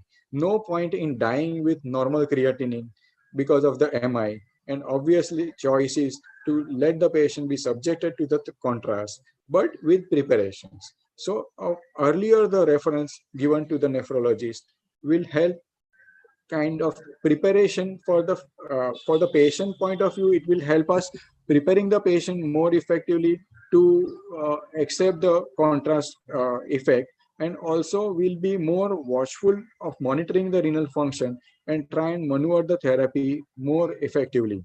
Also, the relatives and the patient will get an idea that there is a problem, but there is a need for emergency procedure, which can have a potential side effect. And if the patient and the relatives have gone in for the procedure with a prepared mind, then I'm sure then post-procedure, when we face the actual complications related to the procedure, nobody minds it because everybody was aware of this possibility. Next, please. We have a 45, now I'll cover a couple of transplant patients. 45-year-old male patient with renal transplant recipient. Bhavesh, very quickly, Bhavesh. Yeah, sure, thanks. Triple immunosuppressive, patient had hyperuricemia and was started on allopurinol, 100 milligrams 3 times a day. Unfortunately, after 2 weeks, developed severe leukopenia, and because of the severe leukopenia, patient developed severe gram-negative sepsis. Next, please. So the problem was there was a allopurinol and azathioprine interaction. Allopurinol, when you use in patients who is on azathioprine, will potentiate the effect of azathioprine fourfolds, and as a result, the patient developed leukopenia and gram-negative sepsis. Next, please. Next, please. Sorry, yeah. So the previous one, please. So here is another transplant patient on triple drug immunosuppressive. He was from Kenya. I had done his transplant and then he post-transplant, he went back to Kenya. And unfortunately, after 2 years, he developed tuberculosis. And his local doctor started him on AKT containing INH, rifampicin, pyrazinamide, and ethambutol. He developed acute kidney rejection, and the creatinine within span of 4 weeks went up to 3.5, which was normal before the AKT was started. And his tacrolimus levels were only 1, very low. So what happened here is that rifampicin had caused enzyme reduction in the liver, and which enhanced the metabolism of the liver of the our immunosuppressive drugs, especially the tacrolimus and steroids. And as a result, his immunosuppressives became inadequate and he developed acute rejection. So the lesson to learn is transplant patients are best treated in consultation with the experts, and one should not take decisions about treatment change on your own. Next, please. So about the renal dosing, many of the drugs get eliminated through the kidney, and as a result of that, the drugs would accumulate. Those drugs which are metabolized through the kidney would tend to accumulate. So one will need to reduce or avoid certain drugs. So in order to calculate the GFR, I'm sure all of you are aware how to calculate the GFR. So the drugs which require a lot of monitoring in presence of progressive renal disease is some of the antibiotics will need dose reduction. So in intensive care, when there is a AKI or something, we always reduce the dose of adjust the dose of antibiotics. ACE inhibitors, especially ramipril, is predominantly metabolized by the kidney. So we need to try and avoid using ACE inhibitors, and the kidney function is far advanced. And if you are using it, you may need to reduce the dose because the half-life has increased. Tacrolimus and cyclosporine dose also needs to be reduced. Very important thing is insulin half-life gets prolonged many folds in presence of severe CKD. And that is how many times diabetics, first sign of CKD in diabetics is recurrent hypoglycemias. Next, please. Thank you very much for your patience here. Thank you, Bhavesh, for a good presentation. I hope this is helpful. And in the interest of time, we move on to our last talk by Dr. Arun Halankar, the senior nephrologist from Mumbai. Dr. Halankar is an alumni of the GS Medical College and the Jewish Hospital and Medical Center in Brooklyn. And he has the credit of starting the nephrology program at HN Hospital, where he still continues to serve as a consultant. He's also at the Jaslok Hospital and Saifi Hospital. He's also been the faculty at the LTMG College at Sion Hospital and the Nair Hospital. He's a recipient of many awards, and he's been a true sense a guide. He's been a warm person to me, and I thank him for that. And I'd like to now hand over the further proceedings for discussing diet in prevention of progression of chronic kidney disease. Dr. Halankar.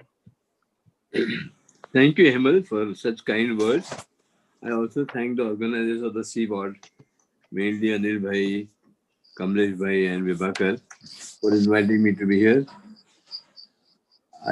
I promise you that since the lunch time is coming very near, I will not extend it to tea time. We'll try and finish it as early as possible. I get this instance because I see a bat behind Dr. Bhavesh Vora in his talk. I'm going to ask him whose bat is it. Anyway, Miss Sarah, can you show the slide, please?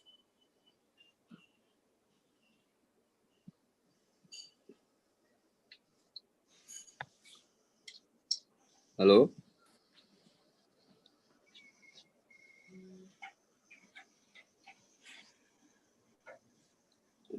That is the last slide.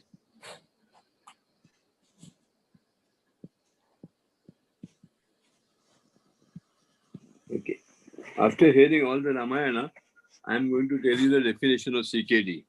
CKD is a kidney damage which is lasted for more than 3 months. And it can be either functional or structural. The functional abnormalities could be proteinuria or albuminuria or heavy urinary sediment. And the structural abnormalities could be either a stone or hydronephrosis or polycystic kidneys, etc. The next slide, please. I'm showing you the second slide, which is also very common, has already been shown earlier speakers, and the stages of the CKD. Stage 1, where the kidney functions very beautifully with the GFR, which is more than 90 ml per minute, but with some subtle abnormalities. And then stage 2, 3A, 3B, stage 4, and stage 5, which is stage of hemodialysis. I am only showing you this slide because you don't have to follow much of a diet in the first couple of stages. As long as the GFR or the creatinine clearance is more than 60 ml per minute, you don't have to be very, very strict about your diet. The next slide, please. Yeah, we are talking about preventing the progression of the chronic kidney disease by diet. And I'm just showing this slide to you to show you what are the common reasons for chronic kidney disease, for the progression. Of course, by their nature, some diseases are rapidly progressive, like glomerulonephritis, and some diseases are very slowly progressive, like chronic interstitial disease or polycystic kidney.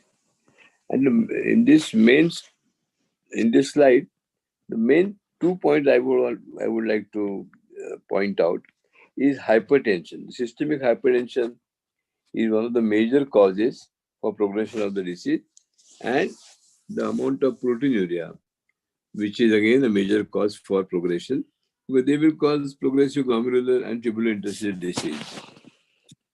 Next slide, please. And there are several methods of preventing progression. I don't have to go through all that. That is including glycemic control, BP management, blocking the renal angiotensin aldosterone system, taking care of the anemia, etc., etc. I'm only going to talk about the diet part of it. The next slide. In the diet, the foremost thing in a diet for a CKD patient is, as I said, control of blood pressure. And apart from the drugs that you use, you have to restrict the salt. The increased salt intake will give rise to higher blood pressure, will give rise to the increased vascular injury, and also give rise to presence of albuminuria, proteinuria, that causes renal tubular and epithelial cell injury, and will ultimately cause the CKD, the progression of the CKD. The next slide, please. The next slide. We skip that. Short of time, so we skip that. Yes. Second important feature, where we'll spend a little more time today, is use of low protein diet in preventing the progression of the CKD. The benefits of low protein diet. Before we come to the benefit, by low protein generally is a moderately restricted protein. Usually it is 0.6 gram per kg of body proteins. 0.6 gram for a man of 60 kg will come to about 40 grams of proteins per day. Has to be measured and given accordingly. However, it is not only the amount of protein that you advocate, you also look at the quality of the proteins. There are proteins which are of high biological value. They are also called first class proteins. And the proteins which are of high biological value mainly come from animal proteins. Mind you, for vegetarians, animal protein is only milk and milk products. Why are they called high biological value? Because most of that protein which is absorbed, up to 100% of that can go straight into building up a muscle. The animal proteins belong to this. Whatever is being absorbed will be utilized for muscle building and health and well-being of a given individual. The other proteins, which are essentially vegetable proteins, which include the dals and the cereals, will not be first-class proteins or will not have a high biological value. Their biological value may be as low as 60% or even less. And these are the proteins which, instead of being absorbed into the body muscle, they get metabolized in the body and will lead to the formation of the end products of the protein metabolism. Hence, it is very, very important that when you prescribe a low protein diet, you have to prescribe a protein which is of high biological value or first class protein. Obviously, there are disadvantages of animal protein also, but looking at our present requirement, this is very important. The benefits of low protein diet are: number one, it reduces the glomerular hyperfiltration. You know, the first step in the development of worsening of CKD is hyperfiltration of the glomeruli, and that will give rise to proteinuria and will give rise to increasing damage to the glomeruli and CKD. Low protein diet will reduce the glomerular hyperfiltration, try to bring it to normal.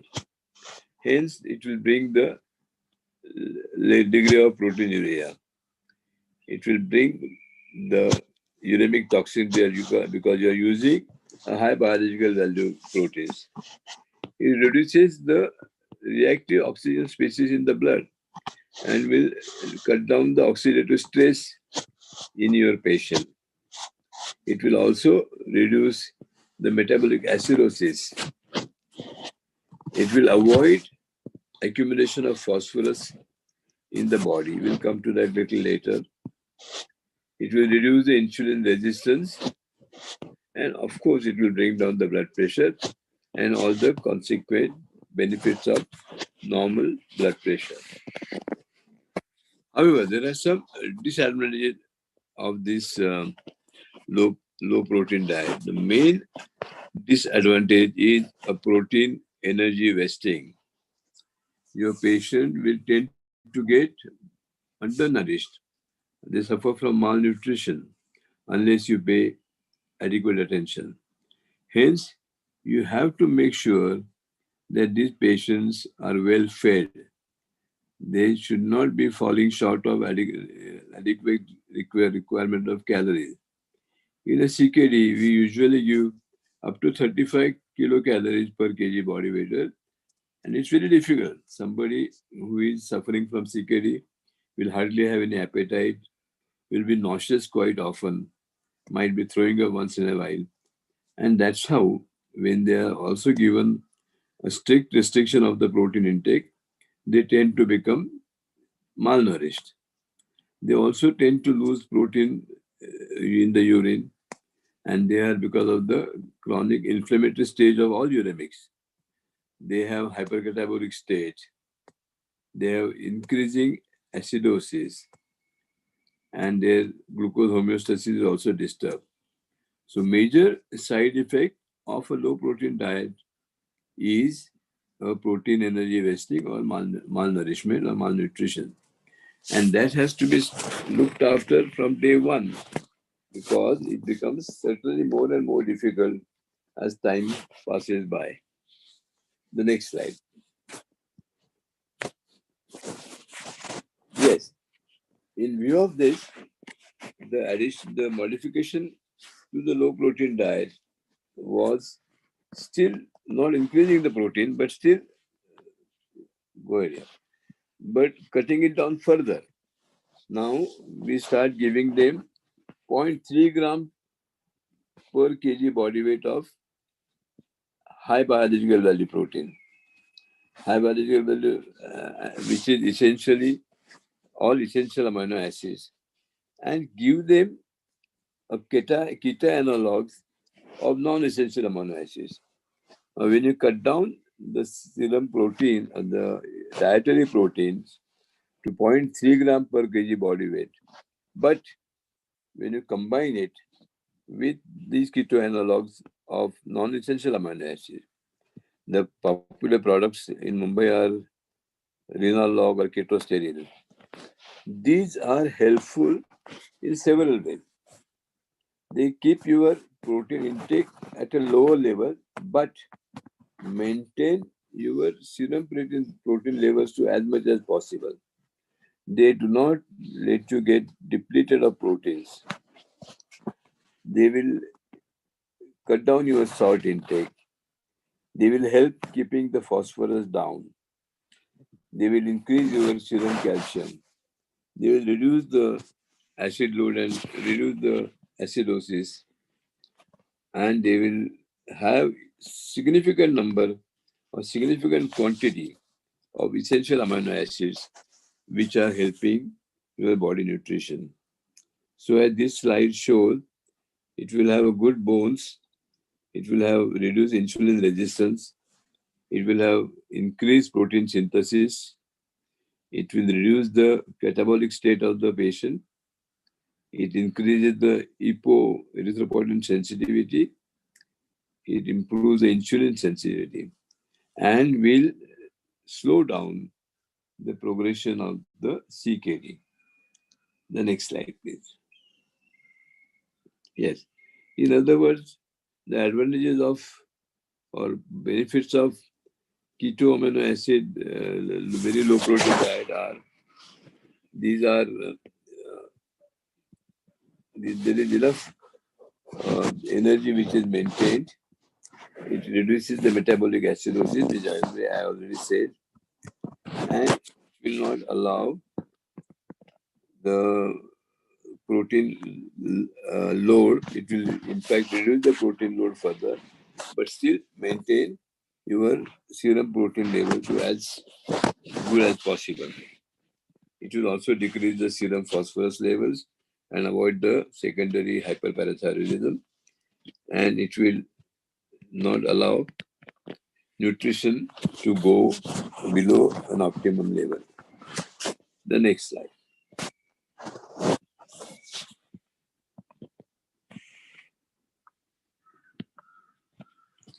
Yeah. When the kidney damage takes place, the GFR goes down. Obviously, the acid molecules tend to accumulate in the blood. There is an increasing acidosis, systemic acidosis, that will reduce the interstitial pH. The interstitial becomes acidic. Even the intracellular pH tends to go down, and that will give rise to toxins such as endothelins, ammonia, aldosterone, etc., which will ultimately cause significant interstitial fibrosis and will add to the progression. Therefore, increasing acidosis will be an important factor in giving the in causing the progression of the disease. Next slide, please. Yes, it says the same thing. A chronic metabolic acidosis will give rise to increased protein catabolism, will cause bone disorders, will aggravate the cardiovascular disease that they have. It will impair the growth and changes glucose metabolism. And all these factors will add to the progression of the disease. It is very important to treat acidosis by simple use of either IV or in day-to-day practice, oral sodium bicarbonate. Make sure that the patient takes sufficient sodium bicarbonate and maintain their bicarb level to around 20. You don't have to correct it to the level of 25. You can correct it to about 20. And that is possible with about 1 gram TDS of bicarb or 1 gram BD of bicarb. And that definitely improves the well-being of the patient. Disadvantage is, of course, you are adding to the sodium load. I must say that I skipped that point on how to take sodium. When you are restricting sodium, generally we eat about 10 grams of salt in the diet. And that's why when the Amar Gandhi Foundation said, "Ek chamach less," which Hemal is a strong proponent of it, it means cut it down to at least by 1 chamchi, which will come to 5 grams. In our patient with CKD, to avoid progression by controlling their blood pressure, you restrict the sodium or the salt level. The sodium molecular element will be about 2 grams, which is equivalent to about 4 grams of salt. And that is difficult. No, that is not difficult to treat, because nowadays you get 1 gram salt packets with the pharmacist. A simple formula will be a teaspoon is about 5 grams of salt. So you can use 2.5 or 3 grams of salt depending on the patient's status of hydration and patient blood pressure. And that also must be followed. And when you prescribe this sodium bicarbonate tablet, you have to also take that into account, that your salt intake does not go beyond.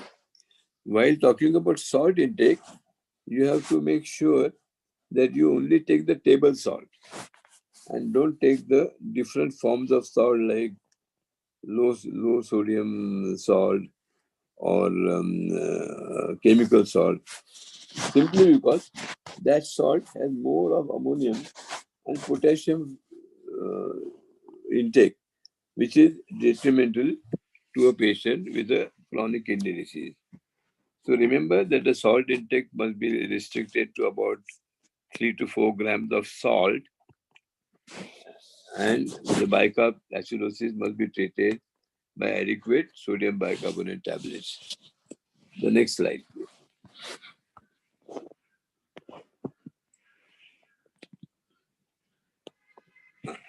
One of the disadvantages of the increased dietary proteins will be again a chronic metabolic acidosis, which I said we have to treat adequately by treatment of the bicarb.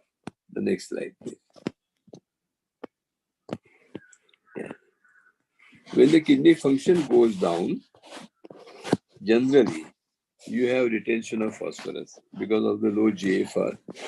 You have phosphate retained in the blood, and that have effect on the vitamin D. It reduces the amount of 1.25 vitamin D.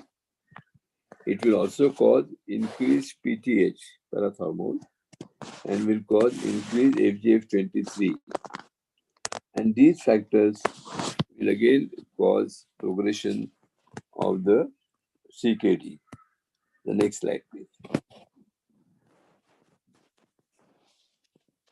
So hyperphosphatemia by itself is detrimental, and it will give rise to ultimately to loss of bone in the body.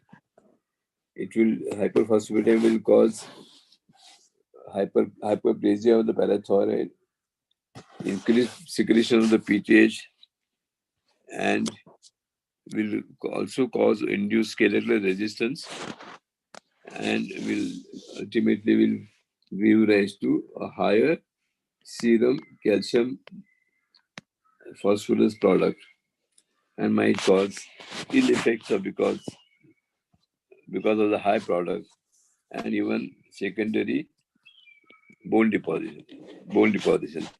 What you are really worried is not the secondary bone deposition in the tissues, but we are worried about the calcium deposition in the blood vessel, especially in the coronary blood vessel.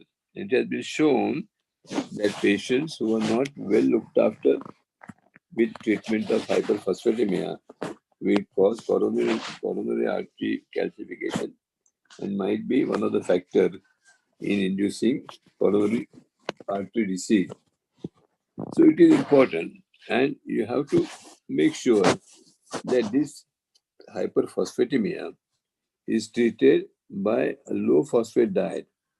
Basically, the diet which is high in phosphorus is either dairy products, the milk products, or animal products.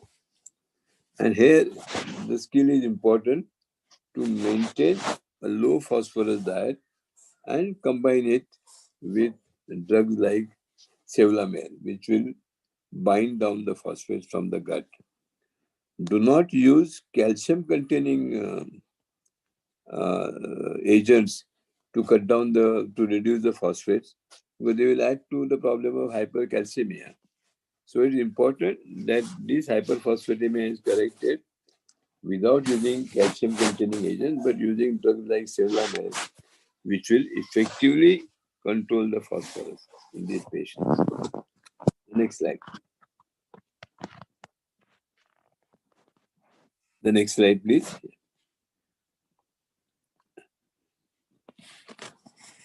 Yeah, I think I'm coming toward the end of my talk. The important factor, which again we tend to forget, is the fat, the amount of fat that we use. So the lipid fat deposition in kidneys, which is known to occur with excessive intake of fat, will give rise to direct injury to the glomerular basement membrane and will cause excess amount of oxidation of the LDH and generation of the ROS, reactive oxygen species, which are harmful to the kidney from point of view of progression of the disease.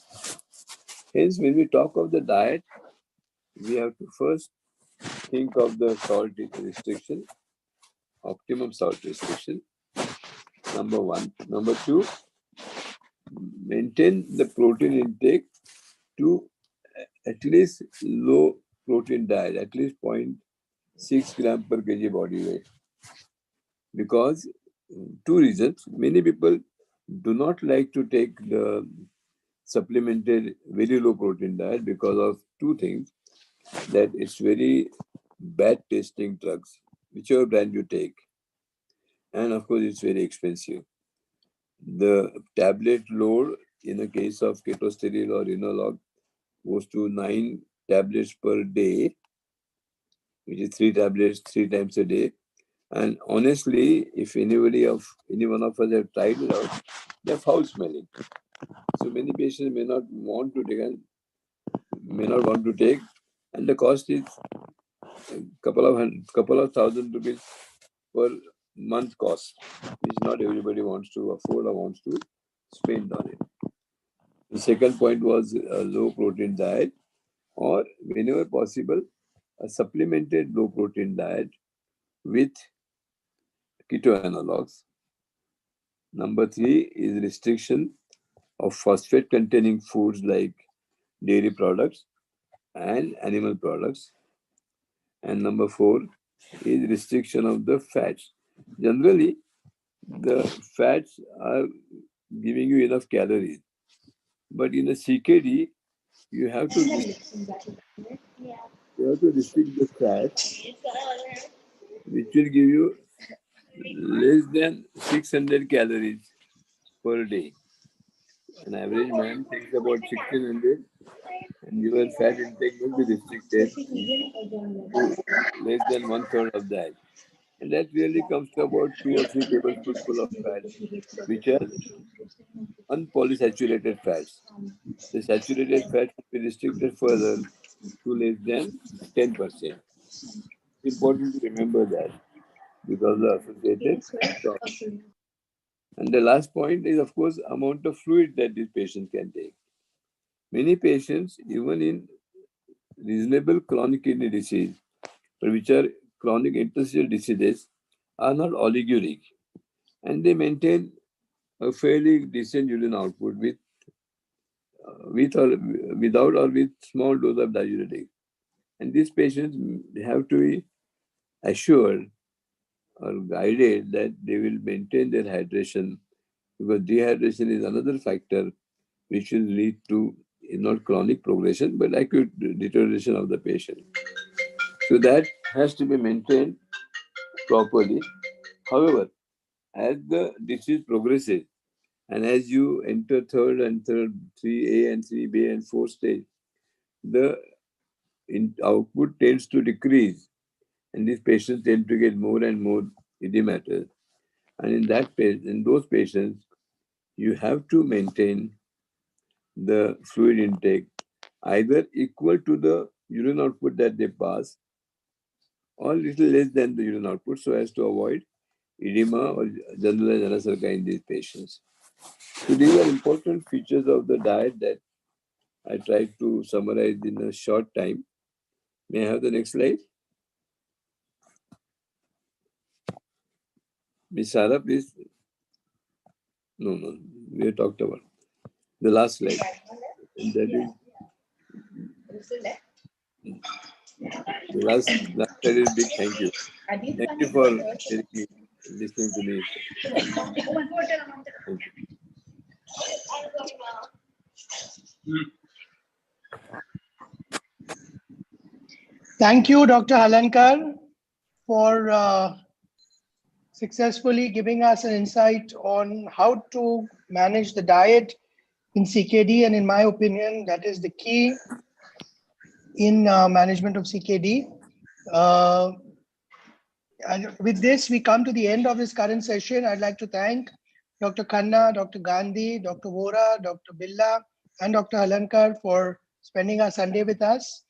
And of course, I'd like to thank our President, Kamlesh Bhai, and Vibhakar Bhai, and Anil Mehta for giving me this opportunity to organize this. And I also like to thank our partners, Sir H.N. Reliance Foundation Hospital and their CEO, Dr. Tarang, for their continuous support. I would like to also thank Sarah, our silent worker, who helps to put this program together. And we hope to again connect with another nephrology CME with these associations in 2021 or 22 as the future holds for us. Thank you everyone for joining us. Thank you, Hemal. Thank you, Hemal.